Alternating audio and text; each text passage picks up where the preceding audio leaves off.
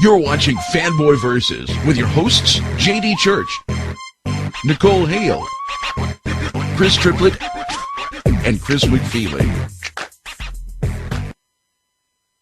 Listening to Fanboy Versus. I am your host, J.D., joined by the dynamic duo of Chris Triplett and Chris McFeely. Welcome, gents. What's up? Hey, Oh, not Robin. Choosing not Robin. Son of a bitch. So, damn. It's like shotgun. So, it is Fanboy versus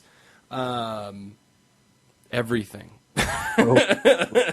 I mean, we've got DC News, we've got Fear Itself, we've got Barry Allen, Dumbest Man Alive, plus comics. What do you want? I mean, this is just a crazy week. I don't even know what to say.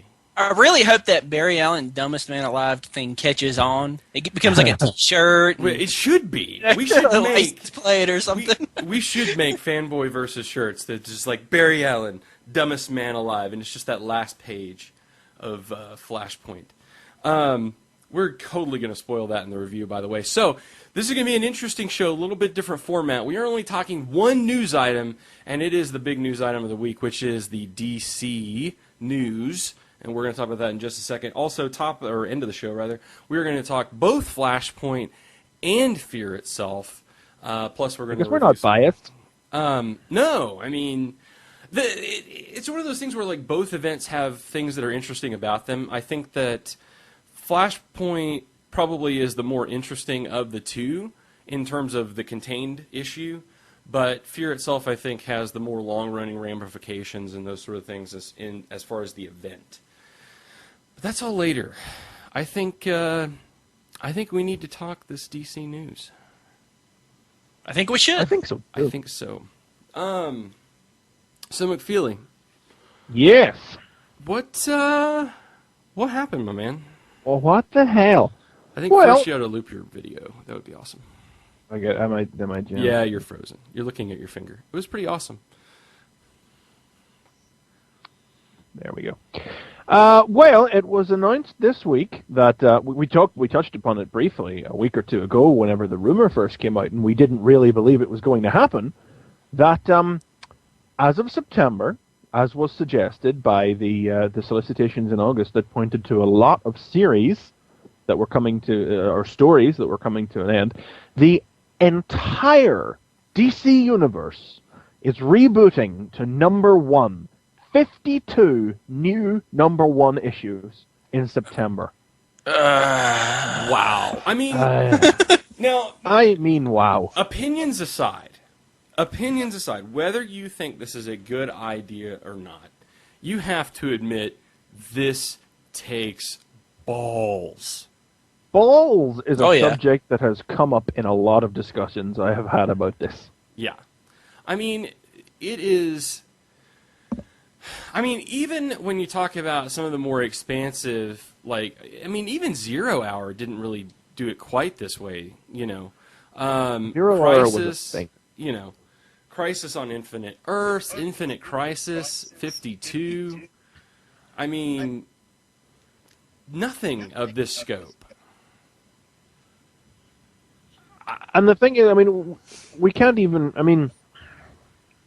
This is definitely the closest anything has come to doing a Crisis on Infinite Earths on us. From this, I mean, the thing is, we don't truly know the full extent of what's coming after. Everything's back to number one, but it's not clear yet what constitutes a full reboot, or how things will progress on a. I'm sorry, I'm desperately fighting a sneeze. So we don't know story-wise. Reboot. Not really. There's some, some of the initial solicits for the first few weeks, I guess, of September are out, correct? Not so much solicits as just they've revealed to us the creative teams. Oh, okay, yeah.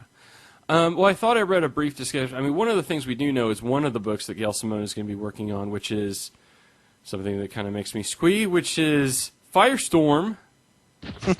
Yeah.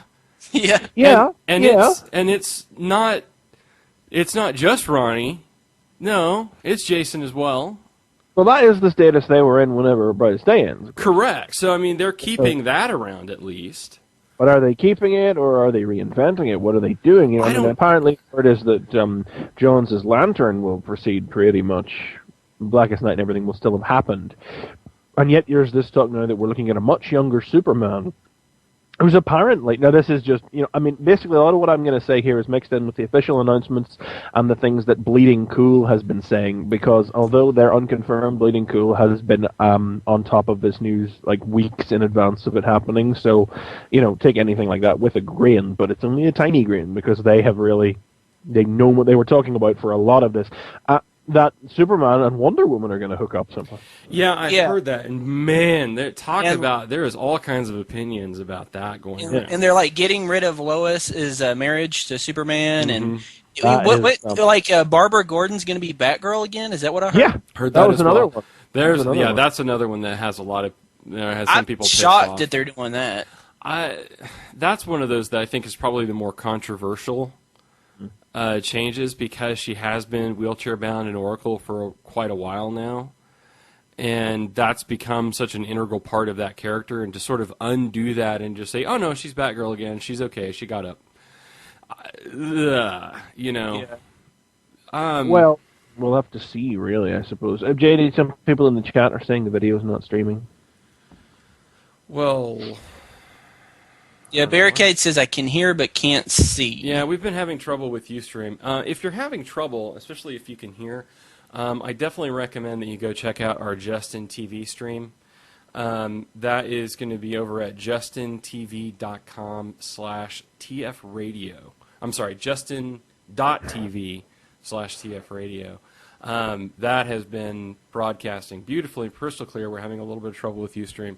So if you'd like to watch the show, you can head over there. Also, don't worry, the final video version of the show will have all of that. 7 have been formally announced. Principally, and released on the same week as Flashpoint #5, which is the last week of August. They were the only 2 comics released on that week. Is Justice League by Jeff Johns and Jim Lee. Now that's huge. Yeah.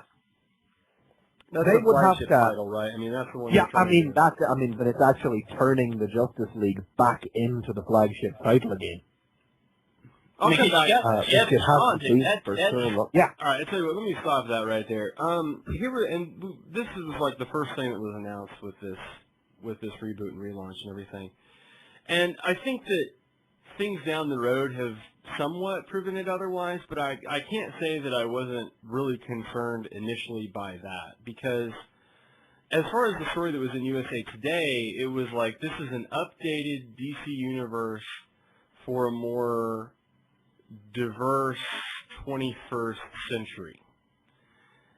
And I'm looking at this Justice League, and it's Aquaman, Batman, Superman, Wonder Woman, Green Lantern, The Flash, and Cyborg. And I'm like, okay, the only change of that roster from like the original Justice League is Cyborg. Yep. Yeah, you know what? Otherwise, it's all white people and there's one chick. Well, you know what? Tough shit. And I'm not going to start into fucking diversity again after the extent we waffled on to about it last week. People want the classic Justice League. They want Justice League to be a core book that reflects actually important. Justice League hasn't been relevant since Meltzer stopped writing it, however many years ago that was, because all the key characters that define Justice League and make it what should be the flagship book are old white 30s characters. Fucking live with it. And that's not my point, though. That is not. I agree. No, I'm not really directing that at you specifically. I'm not arguing. I'm not arguing that point. Yeah, they can't say diversity with the Justice League. It's not gonna. Because that's my problem with it is that their tagline doesn't match what they're doing. The tagline says they're updating the DC universe for a more diverse and modern 21st century. What they're really doing is they're realigning the DC universe to match what people identify with in order to try to reach a larger market share. They're trying to make they're trying to make it look like Super Friends or what it was back before, because the other component that we haven't talked about is that let's leave that for a bit. We got to come around. That's the bigger half, in my opinion. I agree. Also, But like, this is what Justice League needs to be right now. Oh God, be, yes. I mean, if you're gonna buy Justice League, it needs to be the big guys. Yeah, it needs to be this simply to matter, because Justice League hasn't mattered for an awfully long time. And I'm gonna buy this. I mean, frankly, Jeff Jones, Jim Lee, they would actively have to work to fuck that up. right. Well, I'm on the Jeff Johns side, not so much on the Jim Lee side. That's what's got me worried. Or maybe just for delays or what? I like Jim Lee, but we still haven't gotten what All-Star Batman and Robin yet. Well, that's not him. That's not. No. Oh. Yeah, Frank Miller's a big part of that. I'd imagine this has probably been on the go for a while now. And let's be honest, this is DC. He'll probably draw 3 issues and then fuck off. I mean, that's the big question. Is like all of these creative teams we've had announced, but how many of them are going to see beyond 3 issues? Because DC, I mean, maybe that'll be something that this reboot will try to do. Try to break DC out of its really bad habit of doing that. Yeah, anyway. Jeff Johns stays. I want Jeff Johns to stay for like 50 issues or something. Something crazy like that. Jeff Johns goes, I go. I hung around far too long after the decent writer left Justice League last time, and it stung me too hard. Okay, so that was the very first one. Then we had 10 more following announced that. We had Wonder Woman, being written by Brian Azzarello and drawn by Cliff Chang. Now, I don't know the artist on that one. Hmm. But Azzarello, of course, of 100 Bullets. Right. And Batman. Right. And other things. Not. I mean, that'll all depend on the story and what they do with it. Our general apathy towards Wonder Woman stands strong in our reaction to that. Well, it's not apathy. It's just that, you know, I have not read an issue or a piece of that that's gotten me excited about it. That doesn't mean that a good writer that is really passionate can't turn that into something interesting. It's just that I have to wait and see what it actually is before I'll know whether or not that's something I want to actually invest in.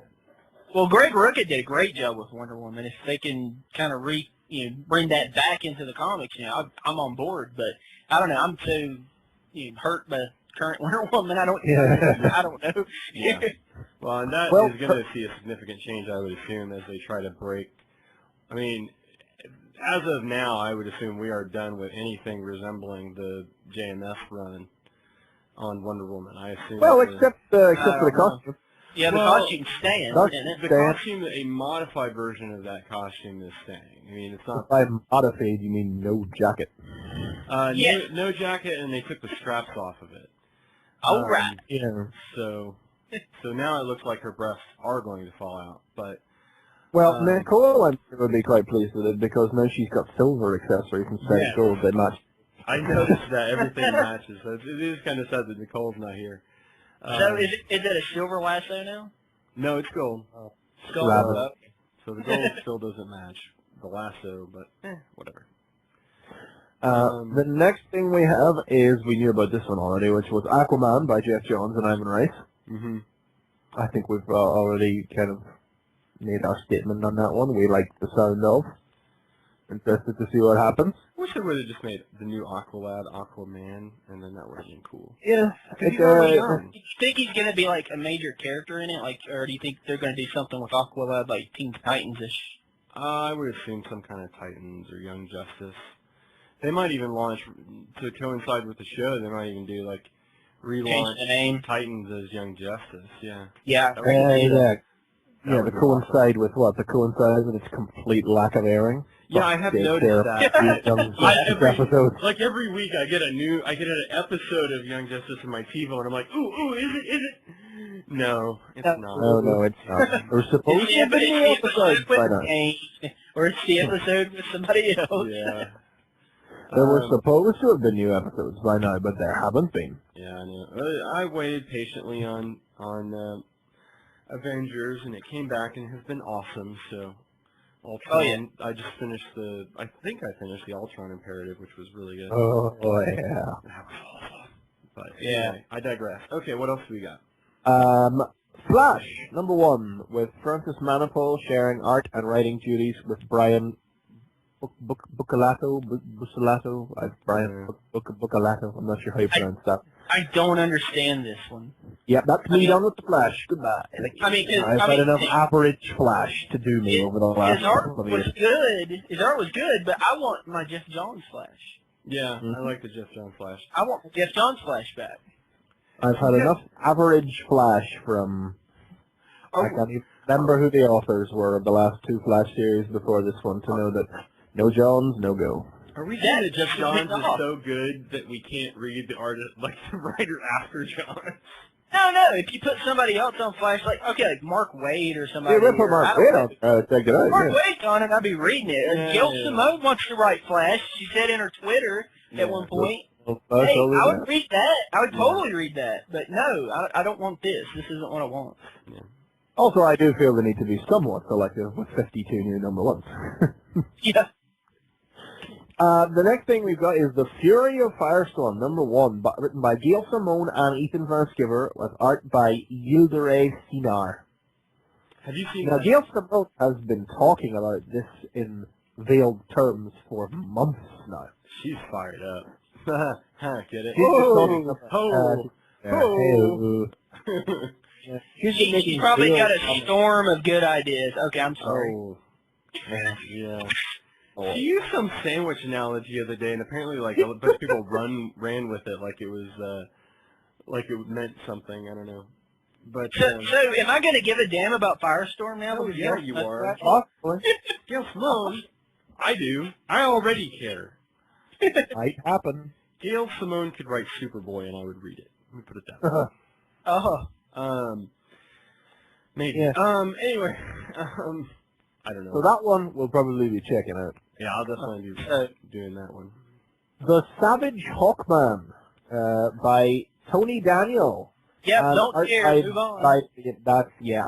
Originally, James Robinson was supposed to be the writer of this, which was even less reason to care. But Tony Daniel... James Robinson, I might have had some interest in, but Tony Daniel, no.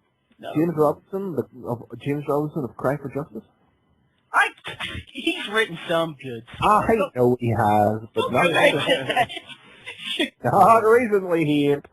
Also, like we all know, we all heard the story about what the reaction was when they announced Hawkman a while ago. And Tony Daniel was like, whatever, they get the guy who was drawing Batman and they gave it to him to write because Grant Morrison didn't want to anymore. I don't know. He's done nothing I've heard that impresses me, so yeah, well, you'll not be hearing us talk about Hawkman on this show. Green Arrow, number 1, written by current writer J.T. Kroll, staying on, with art by Dan Jurgens. I might have to check that out. I have no strong feelings one way or another. I'm going to pass on it too, I think. Just because of Jurgens, but not right. Sticking with the Dan Jurgens theme, Justice League International, number 1, written by Dan Jurgens and by Aaron Lopresti. I want this. That I will be reading. I strongly speculate this may replace Booster Gold on the lineup. I would not be surprised. I'd be okay with that, honestly. I think I would. I think I might check that back out if it did. In the image I'm seeing has Batman on the cover. Is he like on the international team or something? He's JLI. He's sponsoring him and shit. That's awesome. And Guy Gardner's there. He's gonna hit him. One punch. One punch. Oh, let's see. And then we get into the stranger territory. Mr. Terrific, number 1. Written by Eric Wallace and art by Roger Robinson. I am for this. Who's Eric Wallace? I don't know. I don't know either, I'm afraid. I'm for this conceptually. Yeah, Mr. Terrific's awesome. But, I don't know who this guy is my problem. That's what I say. In concept, yeah. I think I will check this out. But then again, Mr. Terrific without Jeff Johns writing him, I just don't know. Well, I genuinely don't know. I mean, this is one of those, if you're going to look at the lineup and say, yeah, that's probably not going to be around this time next year, it's probably that. Or this next one, Captain Atom, number 1, written by J.T. Kroll again, and art by Freddie Williams II. Don't care. Yeah. Well, you're the one who loves it. Now, this is Batwoman, right? Freddie Williams? No, it's J.H. Williams. J.H. Williams. Damn, I did the thing you do. Yeah, I infectious, obviously. Although I think it's probably probably logical now to expect that the much-delayed Batwoman #1 will be one of these 52 issues. Well, and that was the deal, right? I mean, they announced a couple They months did ago talk that they were about pushing it back to September, and we're like, why is it September? Well, now we know. Now we know. And then the 10th book that was officially announced, or the 11th, I should say, is DC Universe Presents, featuring By Deadman Paul Jenkins. Jenkins and art by Bernard Tang. As a I'm dead interested in this one. Yeah. just as we don't have everybody standing around Boston Barnes' grave talking about how he taught Tony Stark not to drink and how he's a better man than the Thing. Yeah.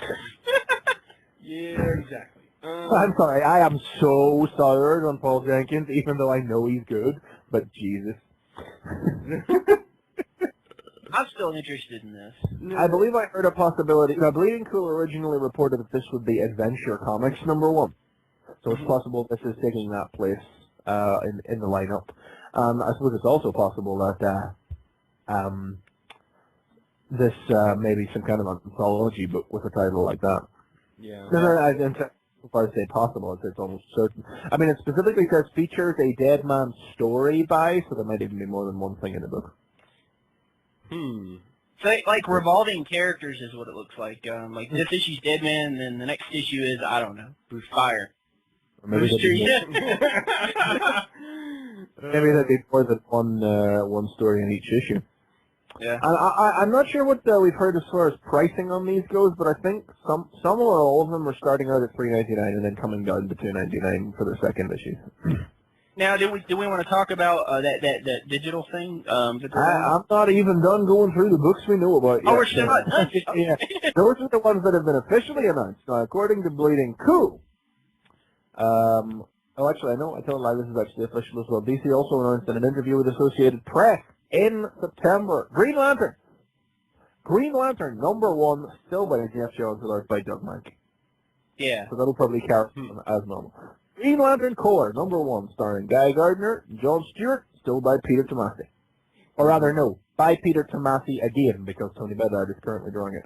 Right. Because Tomasi is currently doing Emerald Warriors, because Emerald Warriors is no more. Now we have Green Lantern, Green Lantern, The New Guardians #1, which is being written by Tony Bedard, with art by Tyler Kirkham, and it is a new team made up of characters from all the different corps, all the different colors, presumably one from each, under the leadership of the not dead Kyle Rayner.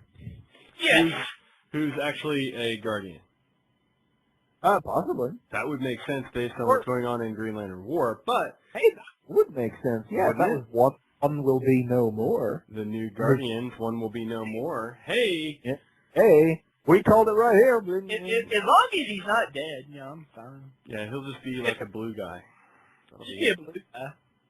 And a fourth Lantern book, Red Lanterns #1, by Peter Milligan and Ed Bennett. Okay, who wants to place bets on how long till that's canceled? I don't know. Say 5 issues. 6 issues. DC I'm die after 5 issues. 6 I'm issues. interested in this because you got the Red Lantern Cat will be a main character probably. Yes, But as long on as the other that's on. hand, it's a Red Lantern comic, so I don't know. Yeah. Seems like it's going a bit far. There's like only so many stories you can do about the cat like killing somebody because he's angry or something. You know? Okay, and that, by and large, apart from some rumors about various other bits. We heard that Teen Titans #1 was coming with Fabian Nicieza on writing and Brett Booth drawing, but I believe it's been confirmed now that, Nicieza is not writing anymore. It is now Scott Lobdell. Scott Lobdell and Brett Booth on the art is doing a new Teen Titans book. Now, And more importantly than any of those, that's a slight exaggeration, Morrison on Superman. yes. I will check this out, because if it's going to be like this Batman over again, I want it on the ground floor. I'm breaking out in a sweat here. Give me just a second, okay? I'm a man. Oh God! I'm by Superman. If he could, like, basically take part of what he did with All-Star Superman and, like, continue that, I would be happy. You know? I think I'm gonna faint. I'm really considering buying a Superman comic.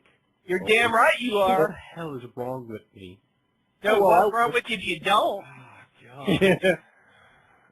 Yeah, that's something of a minor grail. Yeah. Yeah. So other things though, I would guess based on things the Elsevillain has said, and other things that things like Secret Six and Birds of Prey are at the very least going to be other different. Well, one thing we do know is that Birds of Prey is definitely coming back, but it is going to be under another author. If they change the author on Secret Six, that book might as well not exist. And that's why I say I would assume that Secret Six is going away. Based on... No, she will continue to write it, obviously, because you did not say that. Please continue to write it. I would assume, based on things I have heard her say, that is not happening. You're making him mad. He likes it when he gets angry. I know. I don't want it to be true. I'm going to hope it's... She can write 2 books a month. We've seen her do it before. I think she's writing something else, though. No! For God's sakes, if Bendis can write like 100 books a month, she can probably write like 2 or 3 books a month. I think she's going to write I don't know, something else. Big Barbara. Well, we know there's Fury. going to be Wasn't that the other rumor? I thought Furies. I don't believe I've heard that one. I was going to say, I know we've heard there's going to be a Batgirl #1 and a Nightwing #1. That's the new one. There's going to be a Nightwing #1. And one of the #1s that, I know this is another one Bleeding Cool came out with, was a Grifter #1, suggesting that Wildstorm may be included in this count of 52. Wow. If they have like 3 or 4 books, you can just ignore and not Who's worry. going to buy Grifter #1? Yeah. So... Yeah, there's some other stuff, yeah. But the other thing that's with this whole thing... Yes, that, you know, I mean, Can we talk about this now since we deleted it? Just before we even get onto that, we've just recited facts and figures here. Right. What the hell do we think about all this? Okay. Here's my... Brian and I were talking about this, and I think the problem is DC has painted itself into a corner in terms of the way their continuity works, right? At Marvel, they soft reboot every other month, really. I mean, pretty much every time you get a new writer, You can't call it that, you know? I mean, but in the sense, it's sort of like at the very least, every few years, there's always something that happens to a character that sort of soft reboots that character or soft adjusts some of their continuity. I mean, some things are bigger, like One More Day, or things like that. Well, if One More Day provides an in-universe reason for the change. Right, but I mean, More often than not, it's just a case of serial fiction adjusting its sliding time scale, be it Iron Man's origin being updated from Vietnam to Afghanistan, right, or something like that. It's just because it just is, because it has to be, and it's not an issue. It's not it's never the subject of the story. Maybe perhaps that's why One More Day. Well, no, it's not going to be the reason, but certainly maybe that factored into it, because that's not the methodology Marvel normally takes to reboot parts of their timeline. They just do it and go. Exactly. They don't make a big deal of it, and that's the way they built their universe. But DC set this precedent with Crisis on Infinite Earths. They set the precedent that the universe is complete and continuous until something changes it. So they have to do these system-wide reboots. And they've done it not quite in this way before. I mean, like with Crisis on Infinite Earths, they rebooted, and then over the course of time, they did like a series of relaunches of their characters and sort of readjusted their timelines and updated them as they needed to. And they've done that with other events along the line. So in concept, this is nothing new. In execution, it is entirely different in terms of relaunching every title at #1. Now, That's something that's different for DC. They're not, I mean, they will launch titles at number 1, but Marvel is far more, I mean, they put out a new number 1 or something every other, I mean, and change the numbering and don't care. I mean, for example, we're not hardly flinching at the Fantastic Four switching to FF for a year or whatever. Yeah, because that's an in-story flow. That's an in-universe reason for this happening, you know? Right. Yeah. And nobody believes that it's not going to go back to its regular number once FF is over. But that was the gut reaction I had to the DC thing as well, because it's just the way your brain is conditioned to work. You go, oh, yeah, how long will that last, you know? But then you stop and you think, and you go, wait a minute, this is DC. They've done this before. Yeah. Not so much number 1, but I mean the reworking of the universe. I know it's stuck, you know? Yeah, but like Action Comics just passed number 900. What happens when they get to the numbering of close to 1,000? They're going to reset that son of a gun.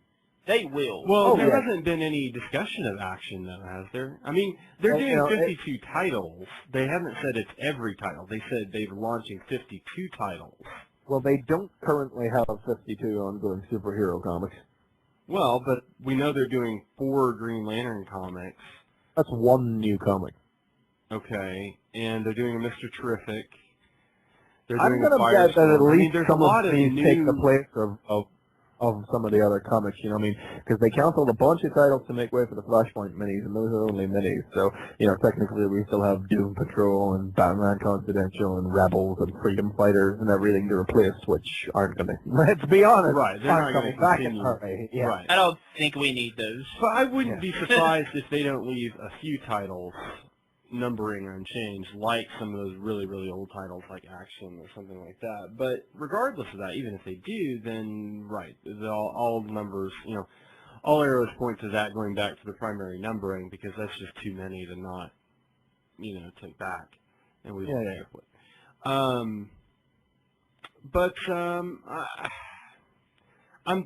I think the best I can come up with is that I'm really torn. To me, this is going to sound really awkward, and I don't know that there's a good way to do it, but I think comics ought to get rid of numbering altogether. I think numbering is an illusion that causes false concepts on both the part of the readers and the part of the publishers. Because for some reason, the publishers think that people are more likely to buy number 1s, which I guess in some cases they are. But number 1 doesn't mean it's a new story, and doesn't mean that you don't need the other continuity stuff ahead of it. Yeah. It doesn't mean it's brand new. And from a collector's standpoint, we're not stupid. We know it's not the first issue, and we know that that number 1 is not necessarily, in terms of value, in terms of price value, isn't necessarily going to have as much value down the line. On top of that, it gets undone all the time, and it doesn't. Number one, I've seen a couple of people say this on Twitter as well, so it's not my own thing. But number 1 can be a great issue. Number 350 can be a great issue. Number 16 can be a great issue. It depends on the writer. It depends on the artist. It depends on the character and the story. So just because it's number 1 doesn't mean it's not going to be good. And I think the scary thing, and that's why I say this takes balls, is because you're launching 52 titles at number 1 in 1 month. Where the hell do you start? Yeah. It's the same thing I said. It's on a so much huger scale compared to the Flashpoint stuff, you know? Yeah. It's like 16 minis in one go. I said that'll come back and bite them in the arse. I think it's possible that this, you know, this could, of course, bite them in the arse, or it could loop around. It could. Bite them in the arse and come out the other side. And really, really work. Yeah, I mean Well, and I think because the other thing that we've mentioned but not talked about. But I mean, Triplet, what do you think? I mean, you know, kind of go around here. I mean, what do you think, Triplet? Well, I hate renumberings. I've hated it whenever Marvel does it, and I've hated it whenever any comic does it. So that kind of ticks me off. But I understand why they do it. But the thought I was thinking, and I kind of agree with what you said, with, you know, numberings, you know, maybe they don't need to do it anymore. But then if you don't do numberings, then how do you keep track of I guess, of series then at that point. I mean, what do you do? Like, You if we got... you go by volumes, or you go by story arcs, or whatever. But volumes is still a number, isn't it? It's like, this is volume 1, this is volume 2. Well, I mean, essentially you go by date and month, and then it's up by the storyline. So, yeah, I really loved, Batman of, June 2010. I want to go read Batman June 2010. It doesn't sound quite as good as, I want to go read Batman number 50. But I don't know. What's the difference, though? I mean, when it comes down, when it gets down to it, how do I know offhand what the difference between issue 50 is and issue August of 65? You know what I mean? But I don't know. I kind of like. I mean, like, I feel like that I want the numbers because, like I just said, Action just passed 900. I want to see a comic that says number 1,000. I just think it would be cool to be awesome to see on the cover. And numbers don't matter to me, though. I mean, I think that they're focusing more on a number when they should be focusing more on creative teams. You shouldn't say, this is number 1. You should say, this is the first issue of Jeff Johns and Jim Lee on Justice League. Well, that's what I'm saying. Like in terms of categorizing, you can go by voluming, or you can go by date and month, and do it A or B if it's bi-monthly or whatever. But yeah, I mean, again, go back. Okay, what was the number of the issue where Batman first encountered Bane? Do you know that offhand? No. No, not likely, right? But even if you did, I do remember that. I think Detective Comics number 666 had Bane in it. But I can remember that one. Okay, but let's accept that that's probably out of the ordinary. But you can remember the issue, right? I mean, you can remember, like, the events, you remember the story, you remember the arc, or Death of Superman or whatever. That's the stuff that sticks. Well, Death of Superman, Superman 75. I can remember that number. Right, but I'm saying, like, maybe when, what issue was it of Booster or whatever when that first happened, or whatever. That's what I'm saying. Like, the story, getting back to what you're saying, the story is what matters. Yeah. The story, the event, those are the kinds of things that matter. And you don't necessarily remember it by saying, I mean, we're not baseball people here for the most part. You know what I mean? We're not going to talk about the Red Sox versus the Yankees and, 35. You know what I mean? But numbers do have importance because, like, whenever I talk about comics with either friends or just people that don't really know much about comics, what do you come back to? You come back to, well, okay, Batman first appeared in Detective Comics number 27. Don't give a shit. Spider-Man, Who cares? Spider-Man first appeared in Amazing Fantasy number, you get like, there's certain numbers it's an illusion. That is the way you're identifying the issue. It has nothing to do with the number. The number is only the way that you identify the issue. But that's the way I want to identify the issues is the point I'm making. I mean, that number has meaning to me. But that number is, the number doesn't matter. The comic matters, right? The issue matters. Yeah, the issue matters, but like I said, because the way I've... Do you see what I'm saying? You understand what I'm saying, I see what you're saying in terms of saying that issue is important, but I'm saying the number doesn't matter. Would it have mattered if that was 65 or 66? Does the number hold importance, or does the story element hold the importance? I mean, a lot of what you're talking about is retroactive stuff. So, yes, we know these numbers were historically important now, but in the moment, as a retailer, I can say, yeah, absolutely, number 1 completely does matter, because there are an innumerable number of stupid cunts in this world who will only buy first editions. I only buy first editions, mate.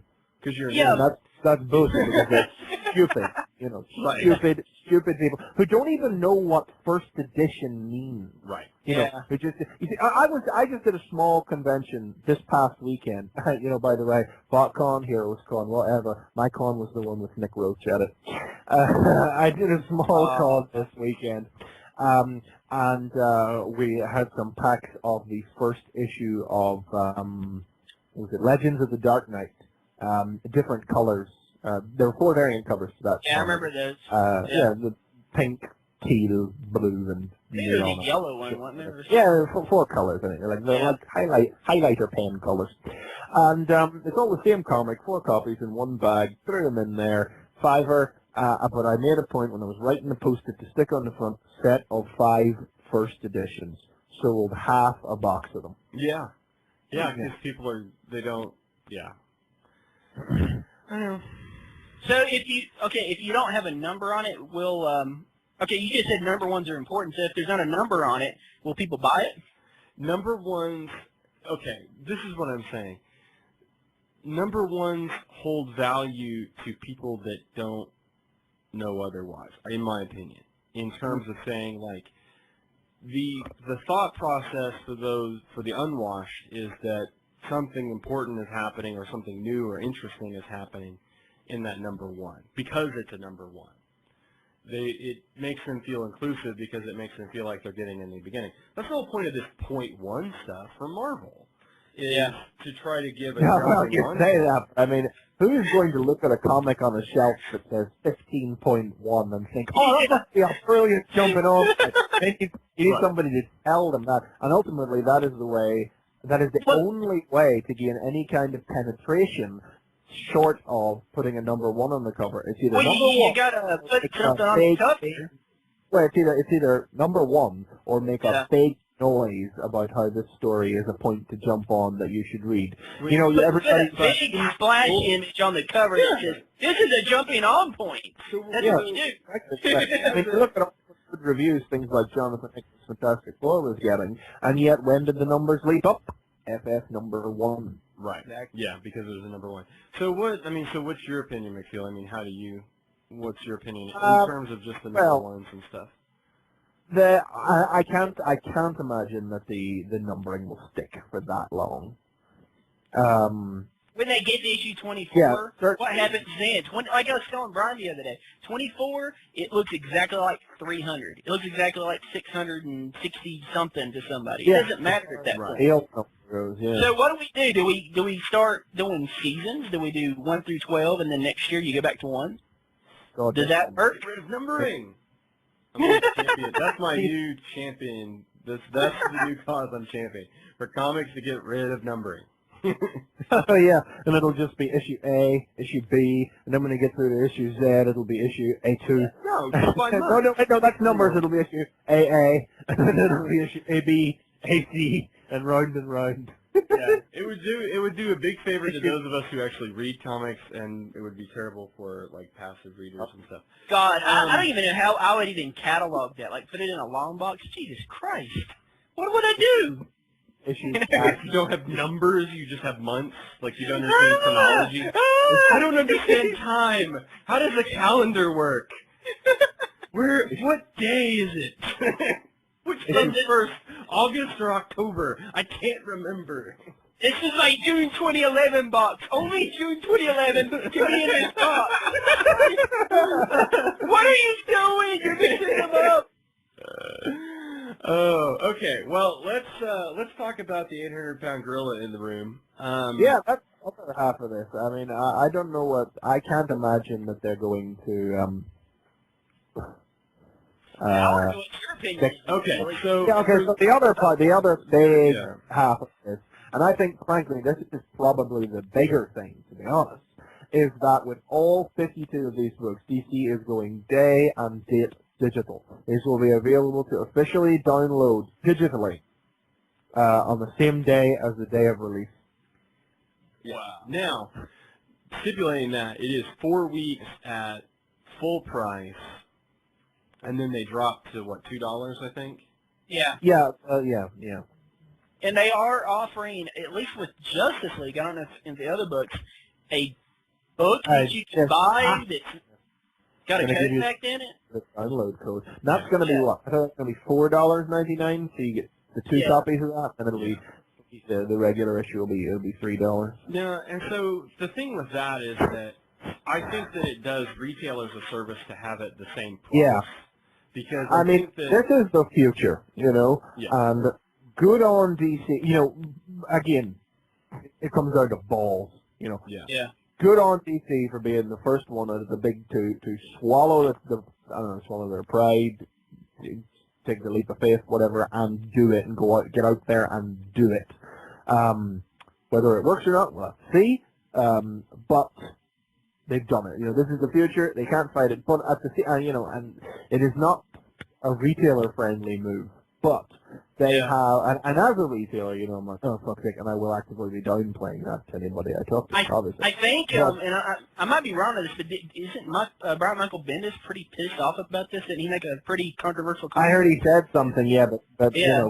you know, that's just a bit of, I don't know. He Nothing may hard- genuinely believe it or not, but I imagine it'll not be saying it when Marvel finally caves in and has to do the same thing themselves. Not to continue. I quoting find Gail it hard to get angry about it when it is just the future. I mean, DC have done their damnedest to not shit on the retailer with this move by making sure they're the same price. Now, of course, the whiners are already out in force on the message. Oh, I'm not paying that for a fucking downloadable comic.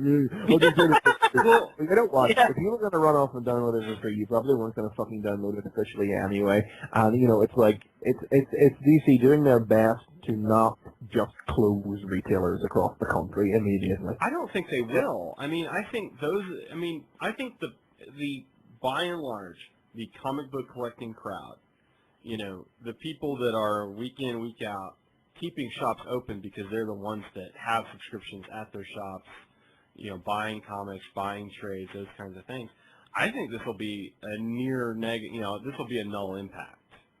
I mean, well, I don't know about a null impact. well, in terms of, I think it would be fairly flat. I think it will. With the, I mean, they're doing. I applaud them for the move. I mean, that is, you know, that seems that I say to myself that does sound pretty expensive for getting a comic just to download when it's not tangible in your hand. I can certainly see why anybody's moaning about it, but really, they could have gone another route and just charged less for it out of the gate, but they didn't, and I think that deserves most of the applause. You know? I can tell you one thing right now. If Marvel was doing this, because I still do not have my last issue of Journey into Mystery, I would download that sucker right now if Marvel was doing this. I don't care if it was $dollars or what. And I think that's okay. So to kind of look at what's DC thinking, I mean, what's their perspective?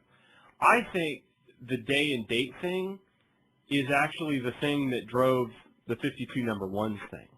Because to me, this is definitely not two random things. You know, all the comics in September were not suddenly going to go day and date digital if everything carried on as normal afterwards. This is definitely a coordinated. I think if you look at that Justice League roster, I think if you look at the fact that all of these issues are going to be number ones, and you think about the fact that this is going to be day and date, I think this rings of DC attempting to grab market share. I think what they're trying to do is bring their universe back into line with what the wider purchasing audience is familiar with, and then hit it hard on iPad, iPod, you know, Android, all of. I mean, they've had for the last. This is the last thing that they can do. I mean, really, to grab to grow the audience again. I mean, what the hell do you do if this doesn't work? If finally taking the big step and moving things to the next medium, to removing the active need for a person to work up the courage to set foot in a dingy nerd hole or whatever, if putting it right there in their living room for them does not manage to grow this industry, you know, that's it. And that's the really amazing thing is that for doing the day and date, in terms of cost to return ratio, is almost null for them as a retailer. They put one copy out for down. I mean, they digitize the copy, which is already digital anyway. They send it out to the distributor, the digital distributor, and they're making full price, just like they printed that issue and shipped it to the retailers. Yeah. Plus, and that's why I say I think the overall effect to retailers is going to be small.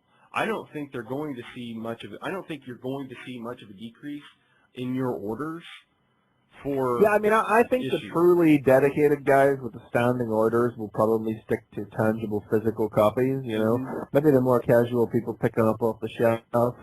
maybe, but even that's not a guarantee. You know, I'm old-fashioned. I'm boring and old-fashioned. I need the physical object in my hand for a proper reading experience. You guys know I was downloading Darkwing Duck because that is not available to buy over here. Yeah, I stole them about 4 months ago because I fucking hate reading comics on my computer. I know, it's frustrating now. I try to do it sometimes. Every once in a while, I pick up something that way, and it's like, I can't do this. Or it's something old, the FCD art or something.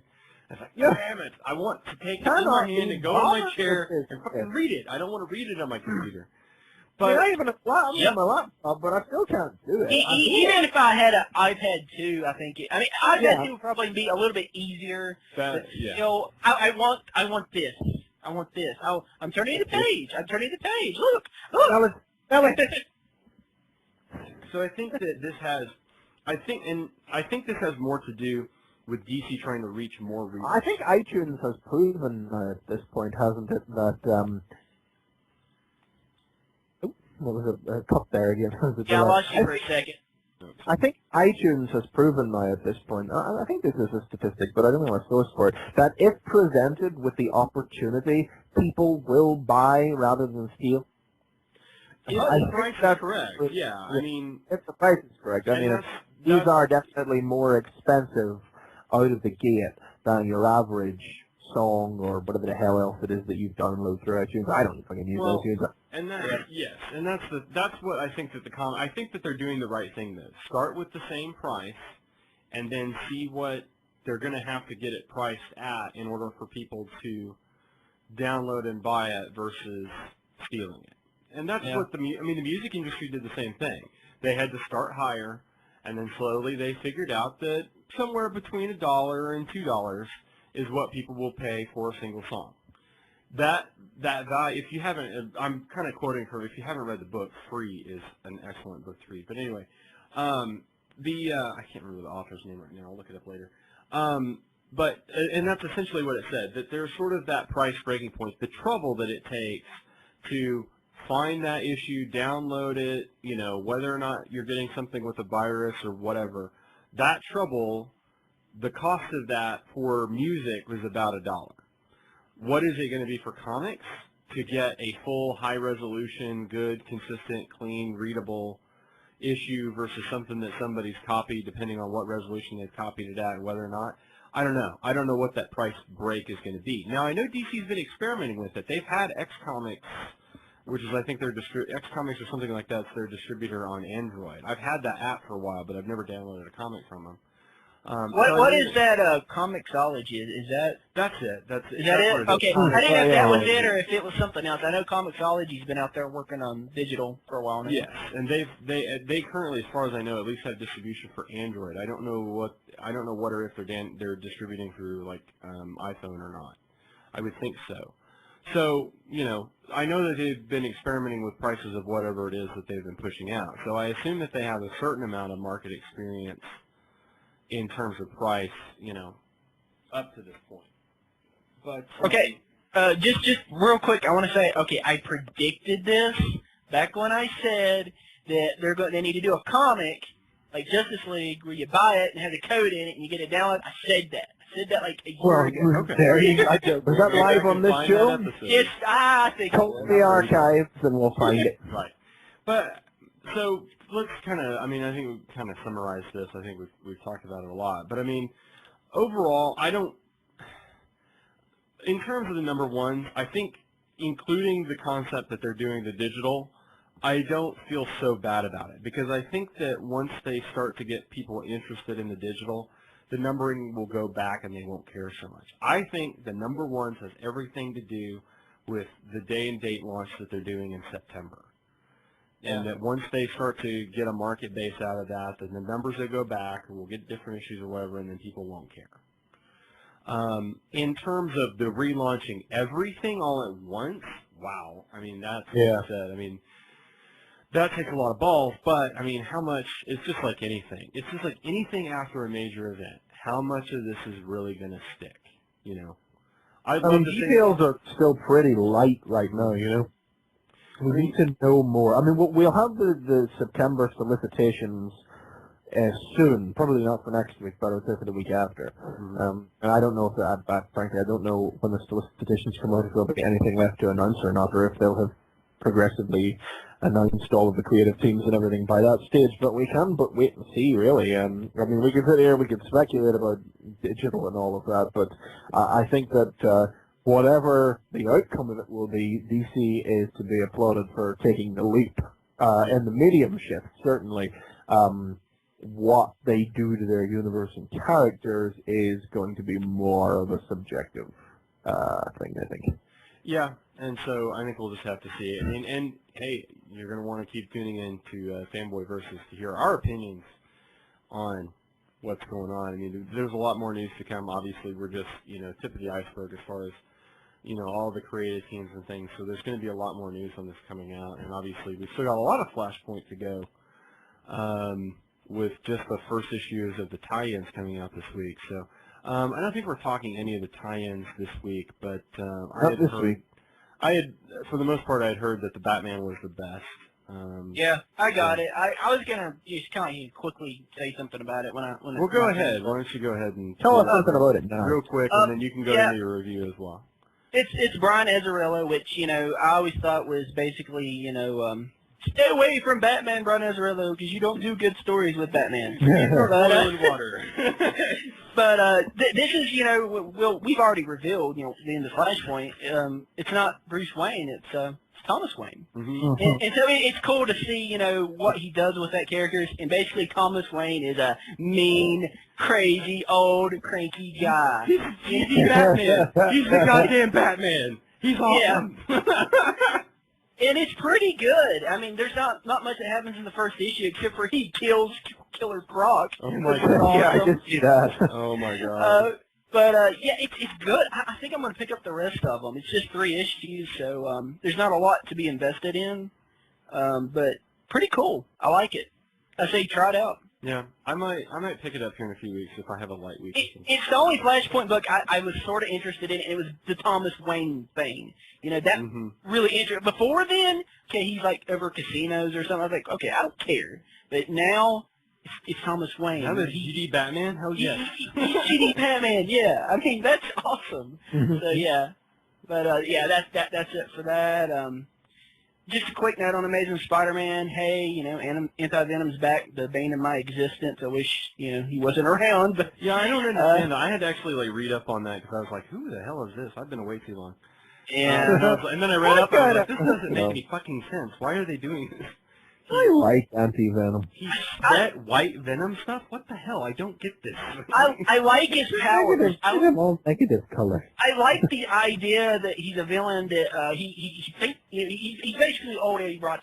I think I'm doing the right thing or something, but what he's doing is actually hurting people, and his powers are about curing you. So he's curing the radiation sickness that Spider-Man has, which will take away his powers. Yeah, that's kind of awesome. Yeah, it does seem kind of interesting that by curing certain people with superpowers, he's actually taking their powers away. I like that, but every time I see Anti-Venom on a cover, I think, okay, this is not going to be my favorite issue of Amazing Spider-Man. Just saying. Yeah. But I do like that Mr. Negative has come back, because when was the last time we saw Mr. Negative? I mean, Jesus. What, 4 years ago? It's been a while, yeah. Yeah, they need to tie that up. It's there's a lot of stuff going on with it, but yeah, I mean, there's not much going on. I mean, it's to be continued type of a story, and we get a little bit more of Spider Island, but Amazing Spidey's probably not going to be interesting until Spider Island hits us, I'd say. The only problem I had with that issue... 2 issues away? The only problem I had with the issue, and it's the first time I've experienced it with Dan Slott, was I really felt like I'd missed something. And that's why I had to go back and kind of do a little bit of research on those characters. Yeah, because Anti-Venom's not been in it in a while. Yeah. I mean, That's true, yeah. He hasn't been in it since Big Time. So, yeah, before Big Time, yeah. So I really had to go on Wikipedia and be like, okay, who is this, and why? Okay, it's Eddie. Really? He sweat white stuff? I don't get. Okay, well, whatever. That's fine. I think he'd be an interesting character. I don't like the name Anti-Venom, and I don't. It's a little kitschy. It's a little kitschy. Yeah, but Dan Slott does kitsch well. Yeah, I guess so. I like in the book. I mean, I like that they brought Eddie Brock back, and he's involved, and he is a Venom. That is cool. But other than that, I just don't like it. Oh, and the Wrath in the issue, I don't know. I'm not going to say who it turns out that character is, but if it really is that character, that's going to be interesting. No way it could really be that character. I don't think so either, because even Carly mentioned something in it about Yeah. But still, wow, that could be interesting. But that's all I'm going to say about it. Let's get on to an actual comic where we're going to get in depth on. Woohoo! Okay, this is like flip flop messed up week because I'm not Chris McFoley. I'm Chris Triplett, and I'm going to talk about Secret Six. But that's because it's damn good. This issue is the fucking definition of flip-flop messed up.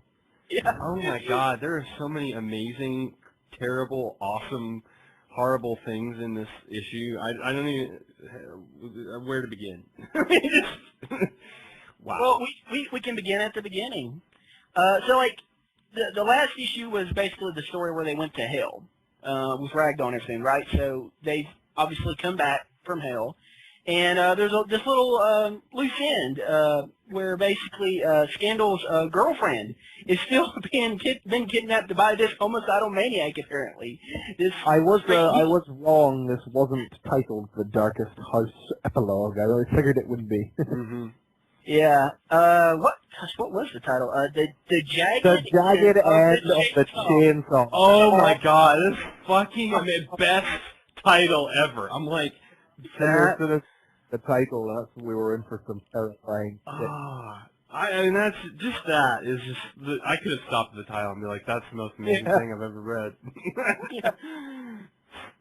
Yeah. So basically, we're picking up like right after that, the last story with where they went to hell, and they've basically tracked down this guy that's kidnapped their girlfriend.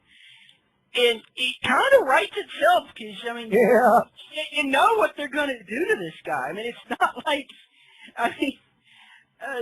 they're not going to let him go. They're not going to, erase his memory or something. I mean, what do these people do? They kill people. They kill people violently. And they make sure you know it. So basically, there's this tense moment at the beginning of the issue where they show up at his house.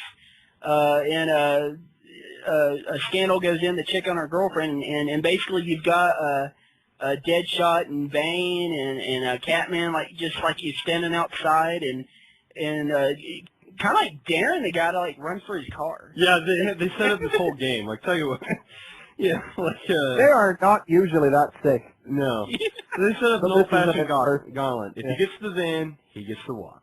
They say that can't be more than 10, maybe 12 feet. You just have to get past us.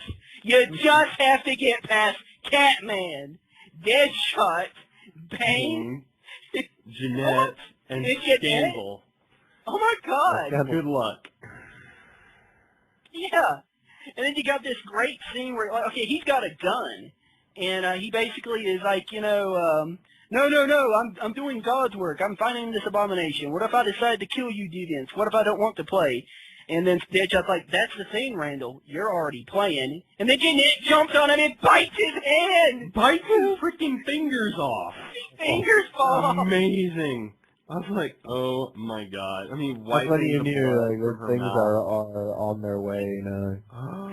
So the guy starts running because he knows that's all he can do. He's like, I was trying to help her. You know I'm right. And all this. He's like, he walks into Bane, and Bane just is like, yeah, and he says, I completely agree. Breaks his wrist. Because he's like, I lost, Summer lost, they need guidance. And he's like, yeah. I completely agree. I am so glad that this guy just turned out to be an ordinary dude. Yeah. It seemed like there might have been something else going on there, but he's just some sick bastard who needs putting down. Yeah. Deadshot shoots him in the knee. Yeah. I mean... He always gets to the car, and Deadshot shoots him in the knee. Says, Queen's rules, I deal with a deal partner, and then he shoots him in the knee. Catman. I mean, but the interesting thing comes in this next piece, and I think that this is what typifies what Secret Six is about, because Scandal comes out with her girlfriend, and her girlfriend actually, makes them stop. And she even makes Scandal swear that she won't kill the guy. Yeah. So she has Jeanette take the girl away, and once the girl's gone, she spikes him through the head. And and it's just like, I honestly didn't know what was going to happen at that point. I mean, I thought, well, okay, she's still going to kill him, right? But then I thought, well, but no. I mean, maybe she won't. Maybe there's a turning point here. Maybe like, okay, she said, you know, don't do it. Promise me you won't do it. I know what kind of people you are. Don't do it. And I honestly thought, well, maybe she won't do it. But then I turned the page, and oh my God. Yeah, she does. She did it all right. And there's this wonderful lullaby that Jeanette is telling that goes along with the events here. And again, it typifies both what we learned in the last few issues, which is that all of these characters are damned. They're all going to hell. So it's like it does them no good one way or the other. I mean, that's the thing that runs through the issue, is that regardless of what they do, you know, it's like, please don't, you know, it's like, it's, you know, it's never, it's it doesn't matter. If we honor conscious, big deal. It's not gonna affect where they go in the end. I thought, well, maybe she wouldn't do it not because she doesn't kill people, not because, you know, they're all damned, but because what would happen if she found out? It would hurt her. Yeah. She does not care. She doesn't care. She does not care. She knows it doesn't matter. And what will make her feel better for that moment is to kill that son of a bitch. Yeah. And these are guys whose worldviews are completely altered at this point. And then the killer moment is right after this, because there's just really, in terms of the frames, other than this sort of lullaby, you have two silent panels of Scandal, and then the this three set of lines where she asks if one of the three men that she loves, the only men that she loves, would hold her, and it's just like, oh yeah, Niagara Falls. I'm just like, and of course it's Ben who gets in there as well. Yeah. But still, it's just like, oh my God. You know, I'm even a little teary right now. I can't. I love that this comic is it is brutal violence.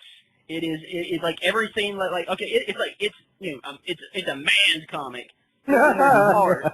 You know what I mean? It's a man's comic, but then no matter how brutally sadistic these characters are, there's heart. There's nothing in that. I'll argue with the part to say it's a man's comic. I think it's a human's comic. I think the things that these characters deal with are some of the most honest emotions. Yeah, well, when I say it's a man's comic, I don't mean like anything offensive. I mean like, there's all this stuff that would seem to be guys that seems are into, and But I think that's why I say, and I bring it back around to say, I think that what typifies this is that they are really human stories. Who among us has not struggled with feelings of vengeance, desires for vengeance? And there's something that stops us. Now there's nothing to stop these characters. There is absolutely nothing to stop these characters from doing whatever the fuck they want to, because it does not make a difference. They are going to hell. They're damned. As villains, they've lived their lives not caring about what other people feel about them anyway, Mm-hmm. So what they have done or not done has purely been determined if they believe in such a thing and where they're going to wind up after it's all over. You look at somebody like Bane, so now that they know that even that question has been answered for them, it is a free-for-all. Mm-hmm. But that doesn't change the way that they feel about it. But it's so fantastically twisted. It's so interesting just to see what they're going to do, because like when we found out that they're all damned, even Bane, and Bane even thought that, why am I damned? Yeah. I'm a honorable man, But leave it to Gail Simone to follow like a moment, like a really heavy moment. Just bring in the shark. I think I got the flash. Oh my God!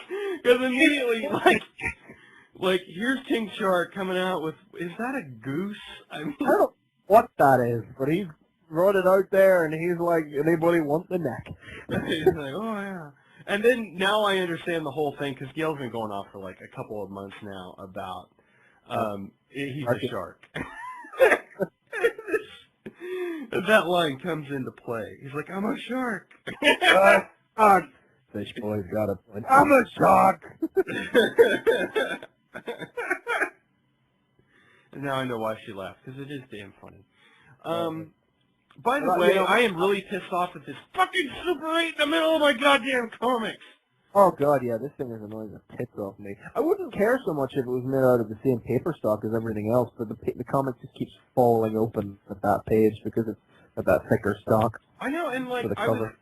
was trying to get Brian to read Flashpoint earlier, and he's like, I'm to the point where they put the dog in this thing, and I'm like, no, you skipped that. That's the Super 8 thing. Because it's like right in the middle of the comic, and if you just keep reading, Yeah. you're like, is this You might part of the think issue? you might think that was an ad, and then you were on to the rest of the comic after that. Oh, Yeah. God, I've skipped so many copies of Super 8, this week. Fuck that. So, but then again, like, we go from this, like, really hilarious moment into a heavier moment again. Oh, man. This moment between Ragdoll and Scandal on the roof. Wow. Oh my god, the fact that these characters can set aside all the shit that they went through and they just wind up here again. It's the inevitability of the whole thing that Scandal in particular has come to, is like, these people are damn, they're all damned together. Mm-hmm. Yeah, I mean, it just shows the depth of these characters. They realize that, like you said, they're all damned, but they've only got each other. There's like no one else that they can depend on but themselves. Yeah, I mean, they really... We find out Black Alice has left. She's done. No, that was it. It wasn't just I'm not going to hell. It's like, that's it. I'm done for good. I'm done. Black Alice has gone from the book. And Ragdoll says, in my entire life, my entire bent existence, I have had 2 friends. One abandoned me with clean flaws and not even a note to say farewell. And the other deliberated and decided that eternal infernal torment was preferable to my company. Oh, poor Ragdoll. Which, and that's what's interesting, though, is, like, the second one, that's not necessarily the choice, but you can see why Ragdoll would see it that That's not way. really what happened, but he's not too well, I hate But that I really identify with that, though, and that's the thing of mine. It's like, that's exactly the way I would take it, too. Anyway. And Scandal closes, we're doomed to base our relationship on a mass of mutual intentional amnesia. We'll both agree to forget about that and just get on with it because we're all that the other has. Each of us is all that the other has. I love the last little comment. Oh, God, it's so great. You have 3 friends, Peter, Myrtle Jr. Have I?